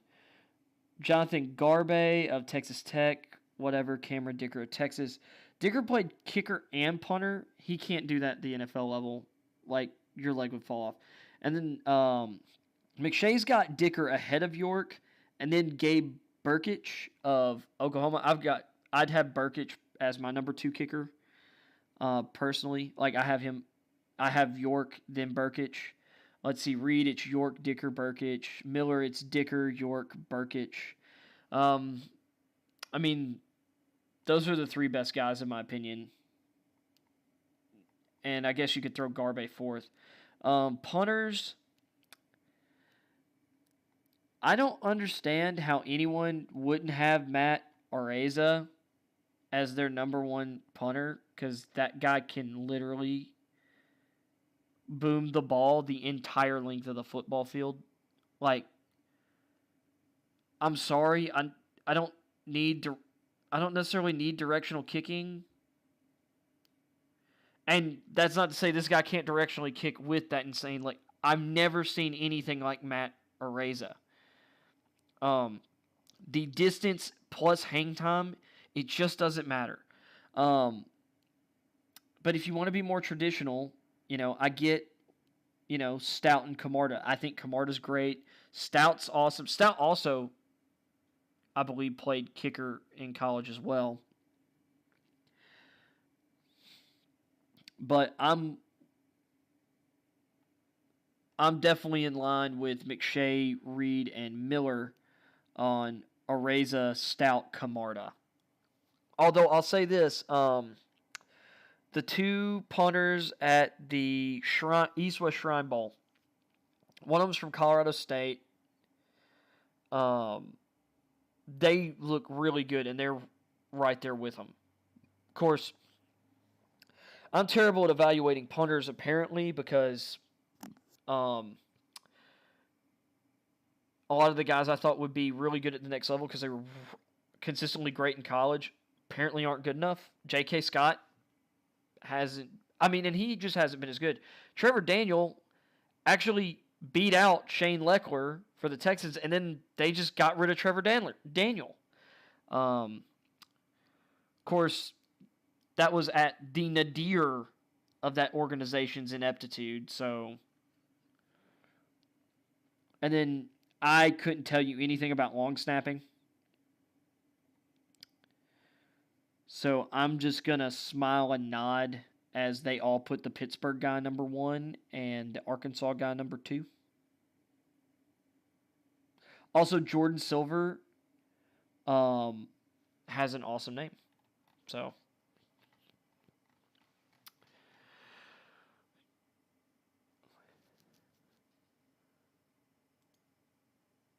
let's see. And then what was this last thing I had over here? And then I'll end the show with my social media rant. Ooh, man, I'm getting at 2 hours. I might cut it and save the social media thing. Well, I guess I'll say this while we get this ready. Like, social media has helped like degrade sports discourse, and some of it's also modern society. I mean, I had someone, like some moron on Twitter, and yeah, I'm going to use the term moron, and he threw later at me like, I probably hadn't watched football for even 10 years. I'm just some baby who doesn't know anything. Whereas he's been around since the days of Earl Campbell, I guess being a fan of the Titans organization or whatever. I'm sitting here like, okay, but you're going to call, and this is the word he used, he called the Titans mediocre.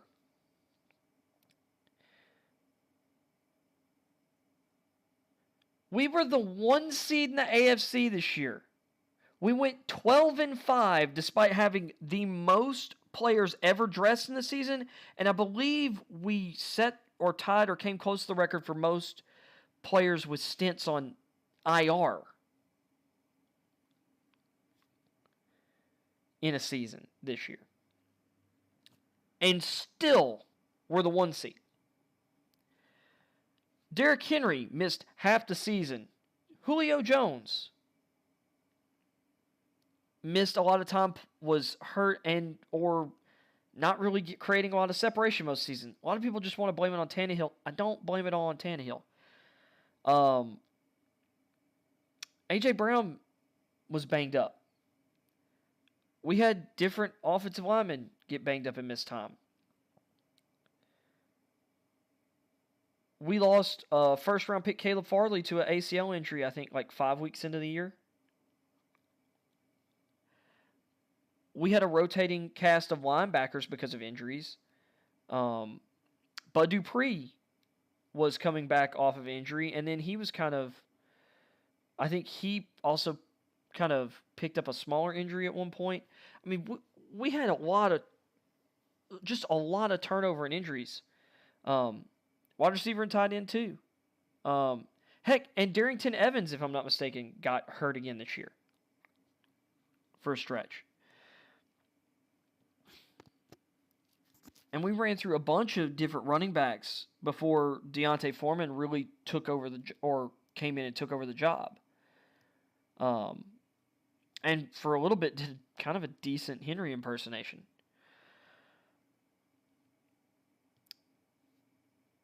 Our third safety, Crushank, coming into the year, he, I believe, tore his ACL during the year.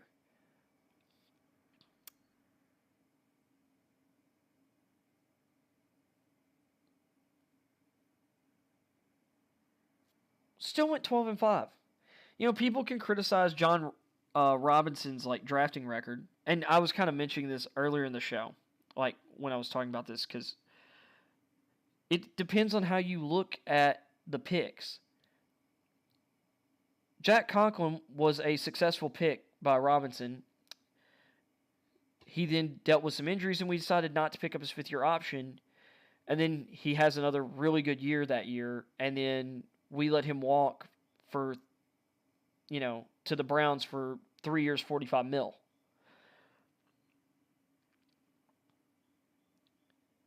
I think Chris Davis,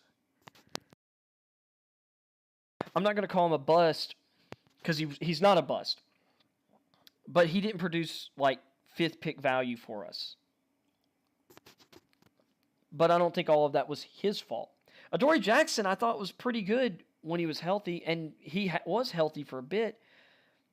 That situation still confuses me. I would consider the Adoree Jackson thing kind of a bungle for different reasons. I'm not blaming Isaiah Wilson on the GM at all. I'm going to blame Isaiah Wilson for that. as everyone should.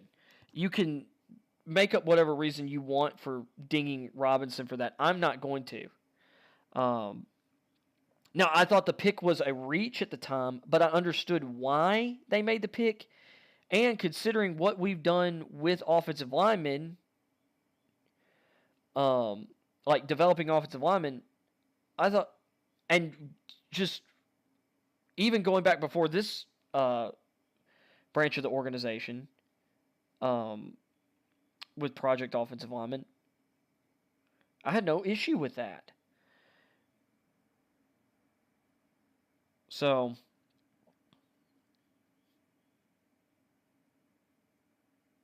I'm really looking at it, and the Rashaan Evans pick didn't turn out well either. So he's got a mixed track record in the first round. Most GMs actually do. Because part of it is higher expectations for those guys. Even guys who end up being solid players, you're wanting stars out of your first round picks. When you look at his track record after the first round, it's incredible how many hits he has outside the first round. Like, his hit rate with his non-first round picks is as good as any other GM in the league.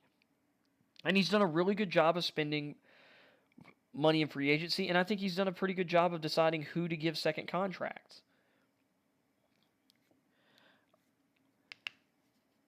Harold Landry was an awesome second-round pick, and we did move up for him. I didn't even mention Jeffrey Simmons as one of his first-round picks.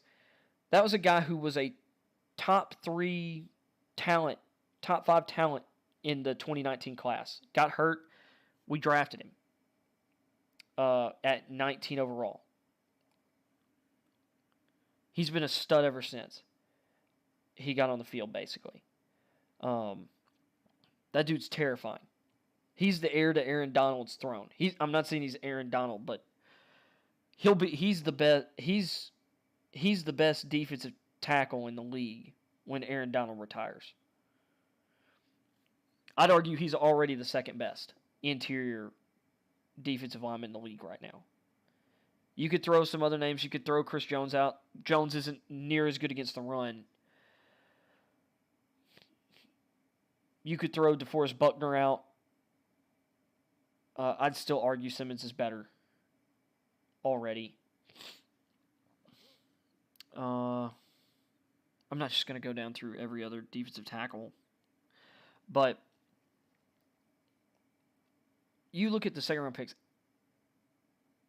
and he might have been I can't remember if he took over after 2015, like if he took over after the Mariota draft, or I'm trying to remember who all he picked. Because I can't remember if he drafted Henry and Beard or not.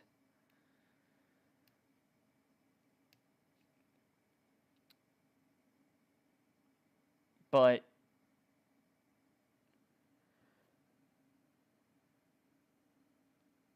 once again, A.J. Brown, second-round pick. Christian Fulton, second-round pick.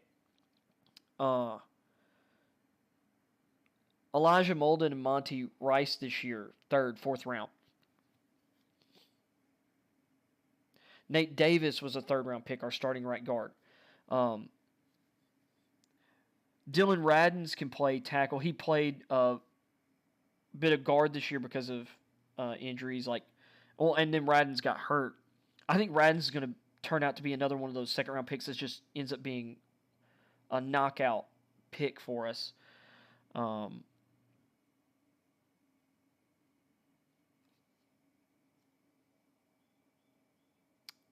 Sorry, blanked for a second.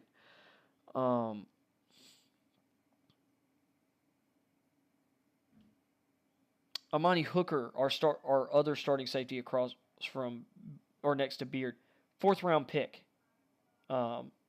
David Long was another one of our linebackers, sixth round pick. Once again, I can't remember if he was part of draft, if he's the GM that drafted Jayon Brown, but fifth round pick. Been a great linebacker for us. I mentioned Landry being a second-round pick. And then some of the guys that we've just picked up on the fringes, like Murrickson, Tasir Tart.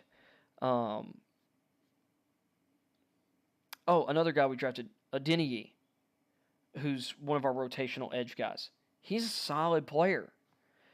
And when you've got guys like Landry and Dupree in front of him, like him as a third option there, really nice. Derrick Robertson for another kind of rotational guy has been pretty solid.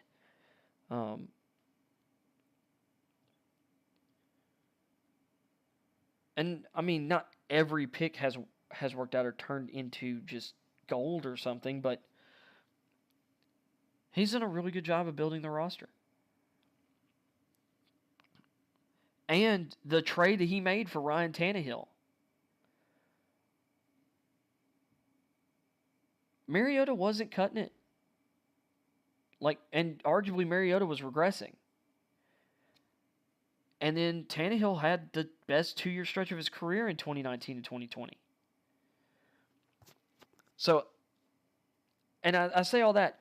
So our discourse has gotten to where apparently a 12-5 1 seed, yes, lost a game we shouldn't because Tannehill made some poor decisions in that game. And there were a couple play calls that I didn't love. And people could talk about execution, whatever. I'm like, yeah, but if the defense knows what's coming, and if they're selling out to stop something, you probably shouldn't do that thing. Especially if your running back's not necessarily at 100%. If a 12-5 1 seed in the playoffs is mediocrity,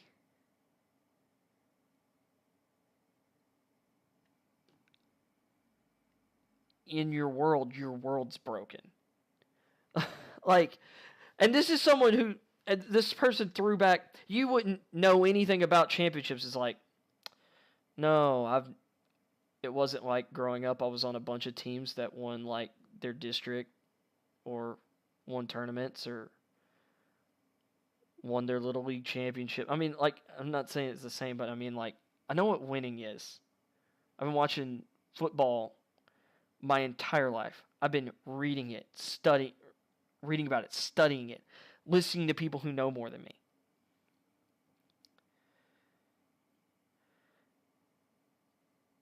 You've got to be an idiot if you think a 12-5 1 seed is mediocre. That's not what mediocre means. Like, if you don't win the title, you suck.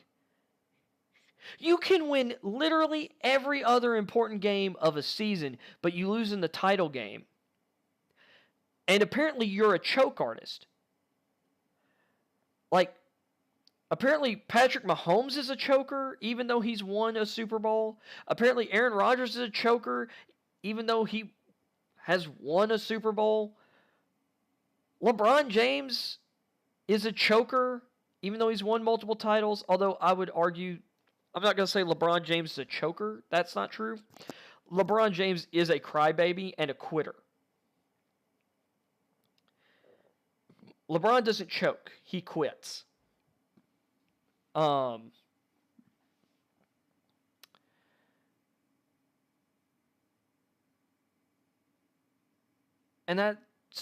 to me, like, that's an objective fact because we've seen it. But, and this thing of, like, if you defend something or, there's no nuance of anything. Things either suck or they're the best thing ever. So, because Tannehill's not the best thing ever, he must suck. No. Man, we're going to complain because we've got Tannehill as quarterback. Guess what? We signed to to a contract that we can't get out of. And he earned that contract with his play on the field. Maybe instead of dogging him constantly, maybe instead of throwing him under the bus, criticizing him, treating him like Philly treated Carson Wentz and Doug Peterson, how Indy has treated Carson Wentz, maybe if, the fan base rallies around the guy and roots for him to succeed, maybe that kind of positive energy will have an effect on his play. Because I have a feeling it would. At the very least, let's just not be a sad sack fan base. Like, mediocre. I'm sitting here like, I know what mediocre for this team looks like. I lived during the Jeff Fisher era of the Titans between, like, the night, like, I watched the team that got to the Super Bowl. I watched the team the next year blow a big playoff game to the Ravens in kind of a similar spot. And I saw us decline. And decline. And then we had like a blip of a season. And then decline. Like, I saw us that middle road team. Like, where 9-7 was...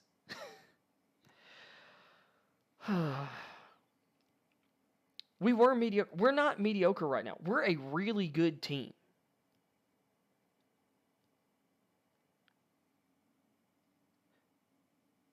Mediocre is barely scraping by with getting in by the wild card. Or needing your division to suck complete butt so you could get in as the champion of the division at 9-7. Like, I consider maybe that mediocre. And I think mediocre is below average, if I'm remembering correctly. We're way better than an average team. And I'm using this as an example because I see this all the time with everything. And I'm like, same thing with Kirk Cousins. Kirk Cousins is a really good NFL quarterback. Like, people just take things for granted. They just...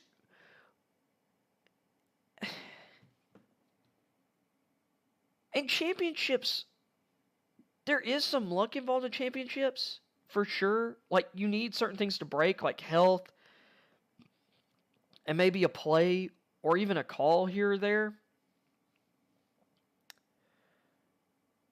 But things are built on process, and the Titans' process is really stinking good.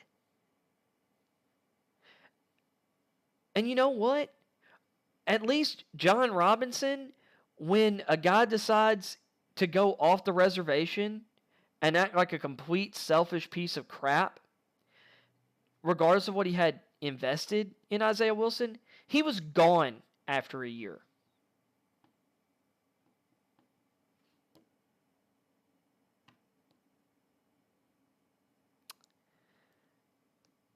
He was gone. Like, Robinson's at the very least willing to admit when, you know, things don't work out.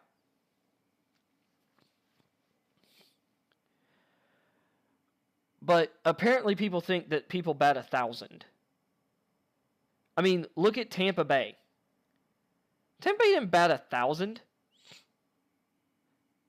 They just got lucky that Antonio Brown waited until year 2 to lose his mind again. So anyway, let's go through Kuiper's mock draft real quick, and then we'll end the stream. Man, this one's gone over 2 hours. I am sorry for my audio listeners who maybe don't have 2 hours to cut out. So we got Aiden Hutchinson, number 1 of the Jaguars. Lions going with Kyle Hamilton. A lot of Lions fans really want Kyle Hamilton. I'm cool with it. I don't know if I'd want to take him number 2. His tape's amazing. I just don't know about taking a safety 2. Texans going Ike Ekwonu. You know, give Mills the best offensive line possible. And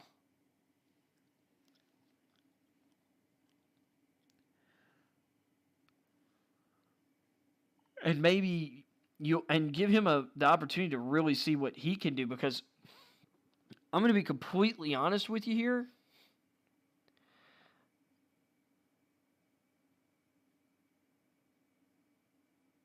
If you trotted out Tunsil and Ekwonu at both tackle spots, and you've got Brandon Cooks Nico Collins, and I think they re-signed Chris Conley, but maybe draft another receiver this year. I think Mills would have the ability to show whether would have a pretty good situation for, showing his worth this year. Then he's got Drake London up at 4.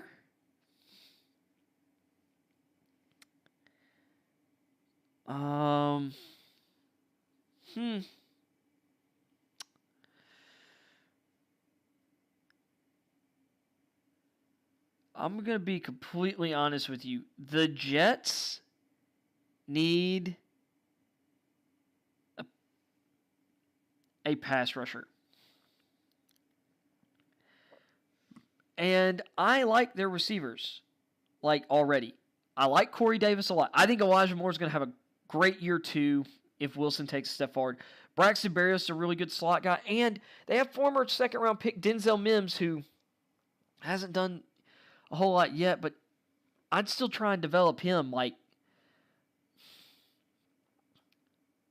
And I really think if you're going to get the most out of London, I truly believe this, you're going to need a quarterback. And Zach Wilson has the arm talent, but I'd rather have a veteran quarterback if I'm drafting Drake London. I mean, and I don't have London as a top 15 guy. So taking him forward would be a reach for me, but Giants, you got Evan Neal, offensive tackle. I mean, and personally, if the Giants were to, I like them getting Neal over Cross, because I think Cross is a pure left tackle. Neal gives them really what they need, opposite of Andrew Thomas, a physical beast. Neal, jeez. And Daniel Jones, no excuses. And in this scenario, only Hutchinson's gone off the board as a pass rusher. Okonu's already gone off the board. I'd say for the Giants, this is a situation you can risk, drafting Neal. Because the Panthers, which they have whatever needs, but I mean, they're not going to take, they can't take all the edge rushers before the 7th pick. So go ahead and get Neal. And to be honest, I think the Panthers need to go out and draft Charles Cross, not Trayvon Walker, in this scenario. They need a left tackle. They should invest in that position. Since Jordan Gross is retired, that position has been a revolving door, and it's part of their quarterback's major struggles. I'm cool with drafting Walker at 6. I'm cool with drafting Walker in this range. Charles Cross is a franchise left tackle, and you need one. So take him. You have Brian Burns already as an edge guy. You have Derek Brown at defensive tackle. You can get, a complimentary pass rusher down the board. At the top of the 2nd round. You can't get Charles Cross or anything near equivalent to that to a franchise left tackle, to me, a guaranteed stud left tackle. So then he's got the Giants taking Kayvon Thibodeau at 7, which, in my opinion, the Giants doing great playing the board here. In this mock. Atlanta, Garrett Wilson at 8. I have this one pegged this entire way. Garrett Wilson at Atlanta, I think, is just a slam dunk. Even with the Matt Ryan trade. Calvin Ridley's not long for Atlanta. Seattle, Charles Cross falling to 9 is, to me, a travesty. But is great for the Seahawks.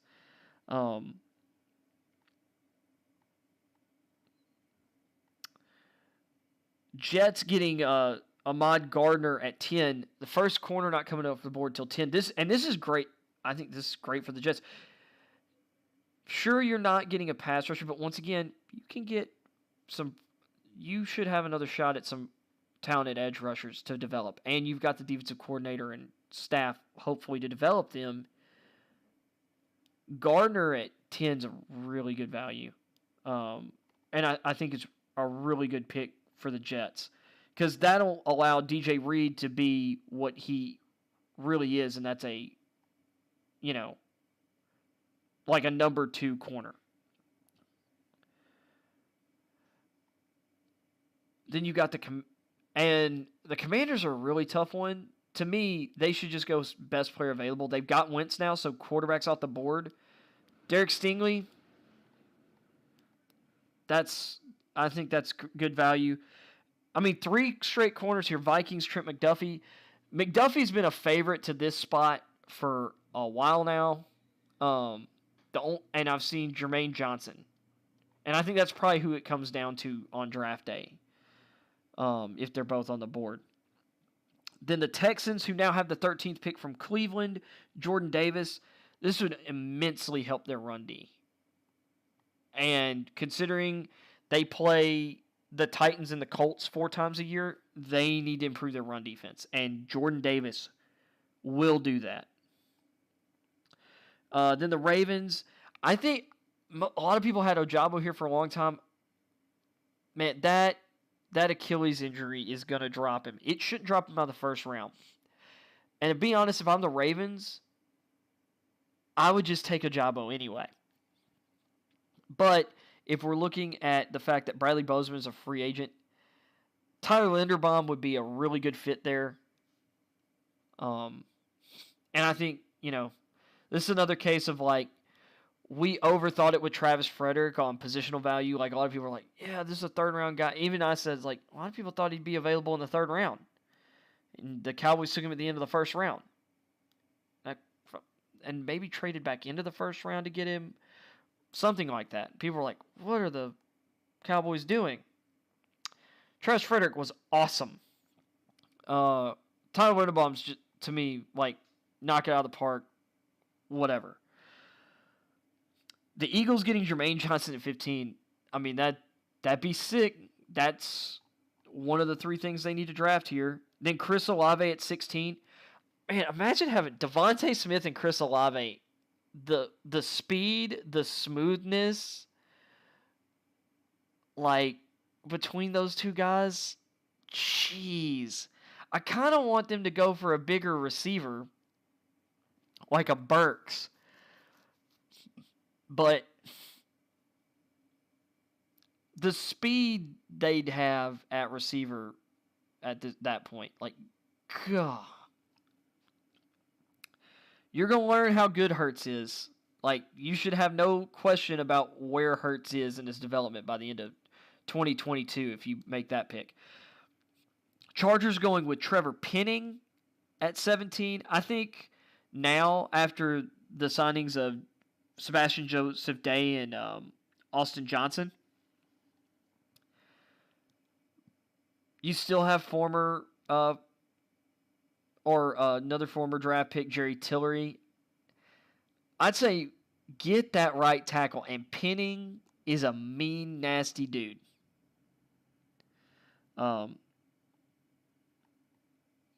Help Justin Herbert, because that's who's gonna win you games. Then he's got Pickett going to New Orleans. I think Pickett could work out really well. If anything, like a Drew Brees comp for Kenny Pickett's not bad, actually. I'm just seeing Matt Corral in New Orleans. The Eagles with their 3rd first-round pick, Devin Lloyd out of Utah. That's not going to happen because Howie Roseman, we've got years and years and years on this. He does not draft linebackers that high. Bargain free agents, 3rd round and later picks. I think he spent 1 second-round pick on a linebacker, but for the most part, maybe 3rd round, usually, day 3 picks at linebacker. I think it would be a really good pick for him to take Devin Lloyd. But I think they go corner there. I think their 3 picks are pass rusher, wide receiver, corner in the 1st round. And you've got corners worth that 19th pick. Like, you've got Andrew Booth. And just from a tool standpoint, I'd argue Tariq Woolen. The Steelers with Willis, everybody's still got the Steelers married to Willis. There are people who are trying to push Willis up the board to Detroit. And I think Detroit would be stupid to do that. The Patriots, this would be a smart pick by the Patriots. They need to nail a receiver. Williams, one of the reasons they miss on a lot of their first and second round receiver picks over the years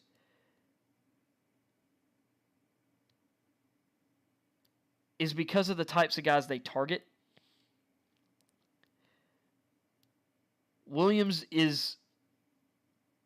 I just think Williams, his speed and his deep route running,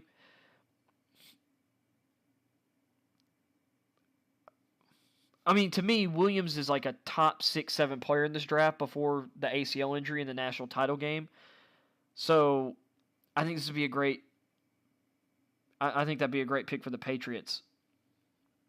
But I could also see them going corner. I could see them going linebacker here too. Like, I think Lloyd, if Lloyd was on the board, I think that'd be the pick for the Patriots.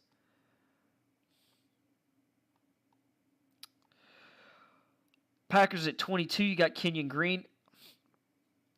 Dude, you pair Kenyon Green with Elton Jenkins at the guard spots.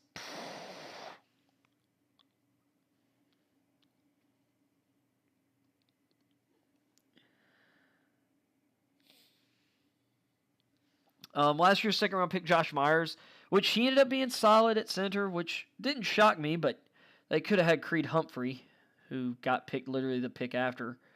But I like Kenyon Green to the Packers. I think they need to go receiver in round one, but I mean, you can make the argument they don't, but I really think they do.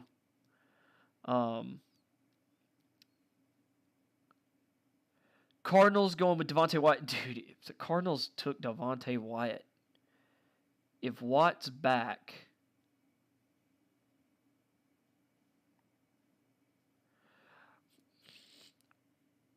I think Wyatt be a really good fit there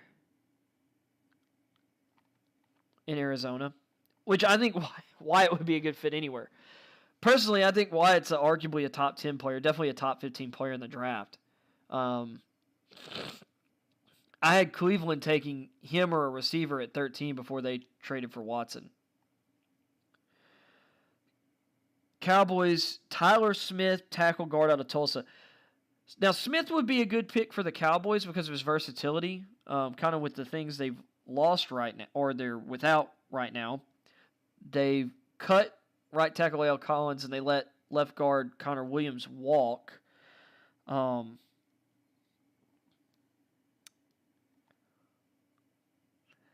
They could also go pass rusher, someone to put across from DeMarcus Lawrence, but I'd kind of like the Tyler Smith pick here, although I don't have him in my first round.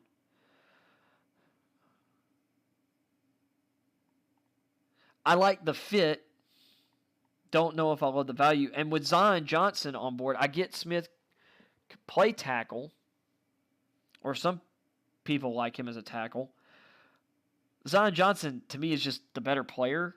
And you could plug him in at left guard, and you might have the best guard tandem in the league.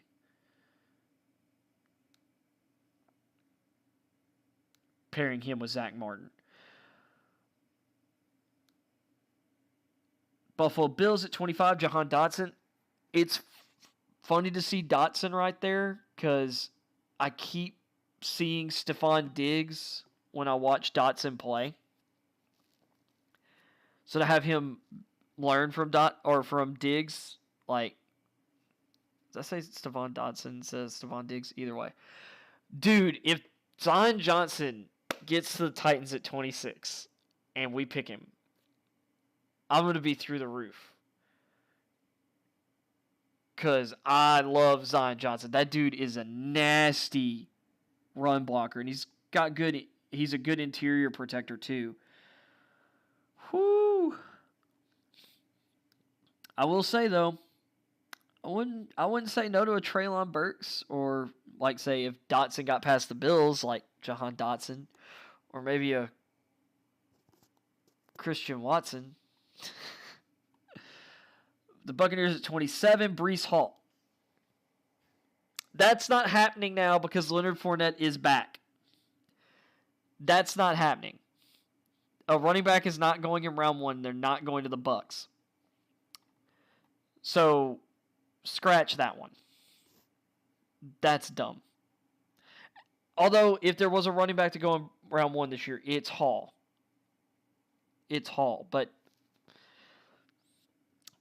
the Packers getting Treylon Burks at 28 would be pretty nice.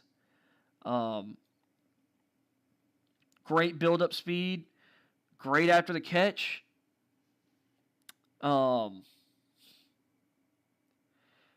He's never going to be Devontae Adams, but he's got some skills that,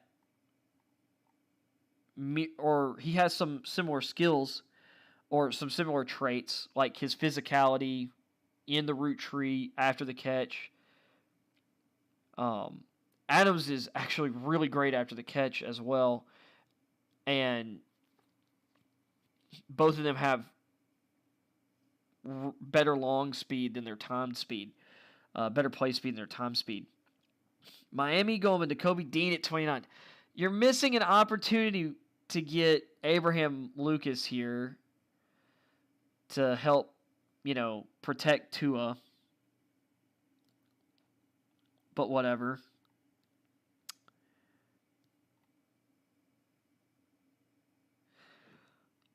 Oof.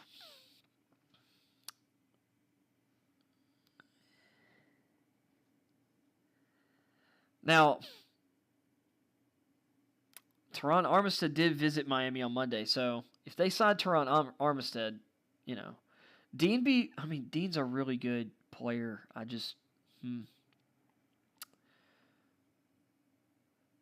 Chiefs going with Karlaftis at 30 would be interesting. Man, I've gone really long today. I need to wrap this up fast. Karlaftis at 30. That's fine. I'm just not over the moon over Karlaftis. I get what a lot of people see. I think he'll help your run defense.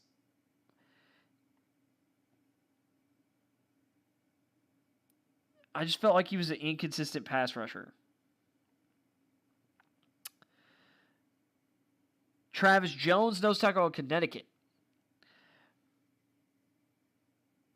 I like Jones a lot, and I could see someone pulling him.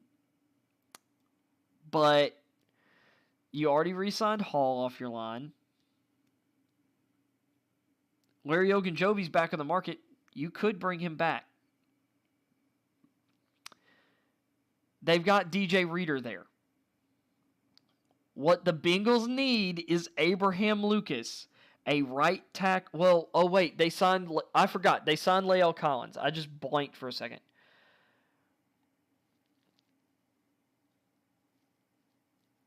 Here's the funny thing. I'd still take Abraham Lucas. I'd move Collins to left guard, and I'd make Jackson Carman my swing lineman because he can play guard and tackle. Well, he played right tackle in college. But if not offensive line, defensive tackle's not it.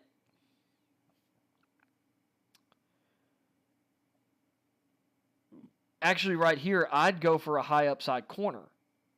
Go with Tariq Woolen. Go with Andrew Booth Jr., who is still on the board right now in this mock. Or Kyer Elam. They need to improve at corner. I get they re-signed Eli Apple to a cheap contract, but they need a better corner than Eli Apple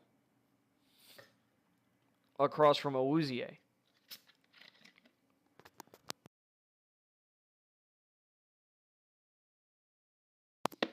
Just pure and simple. But they have the luxury right now because they have a lot of young players. But I think corner is a bigger need. And you can You can't get Travis Jones later, but you can get run stuffers later. And they have DJ Reader.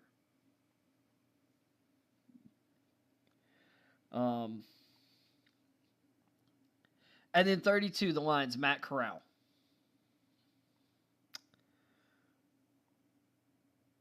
Sure.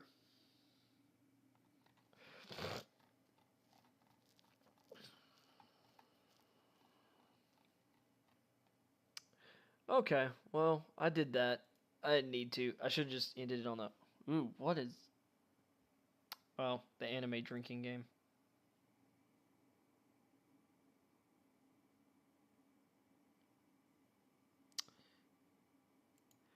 Yeah, that was, what do you call it? Some random video I stumbled across from YouTube recommended. So anyway, with that being said, this has been Blind Eye Live. I may or may not have a show tomorrow because, you know, Wednesday. I will have a show Thursday. I'll probably run it earlier because I have to be somewhere at 5:30, and I might move it to where I do my show, or I do a show on Wednesday instead of Thursdays now. We shall see. But with that being said, that's the show for today. Sorry it was so long. That's because I end up ranting about other things instead of getting into my topics. So, I promise I'm going to try and keep this thing, like, I really want to get this thing down to, like, an hour and a half, hour 45 in the future.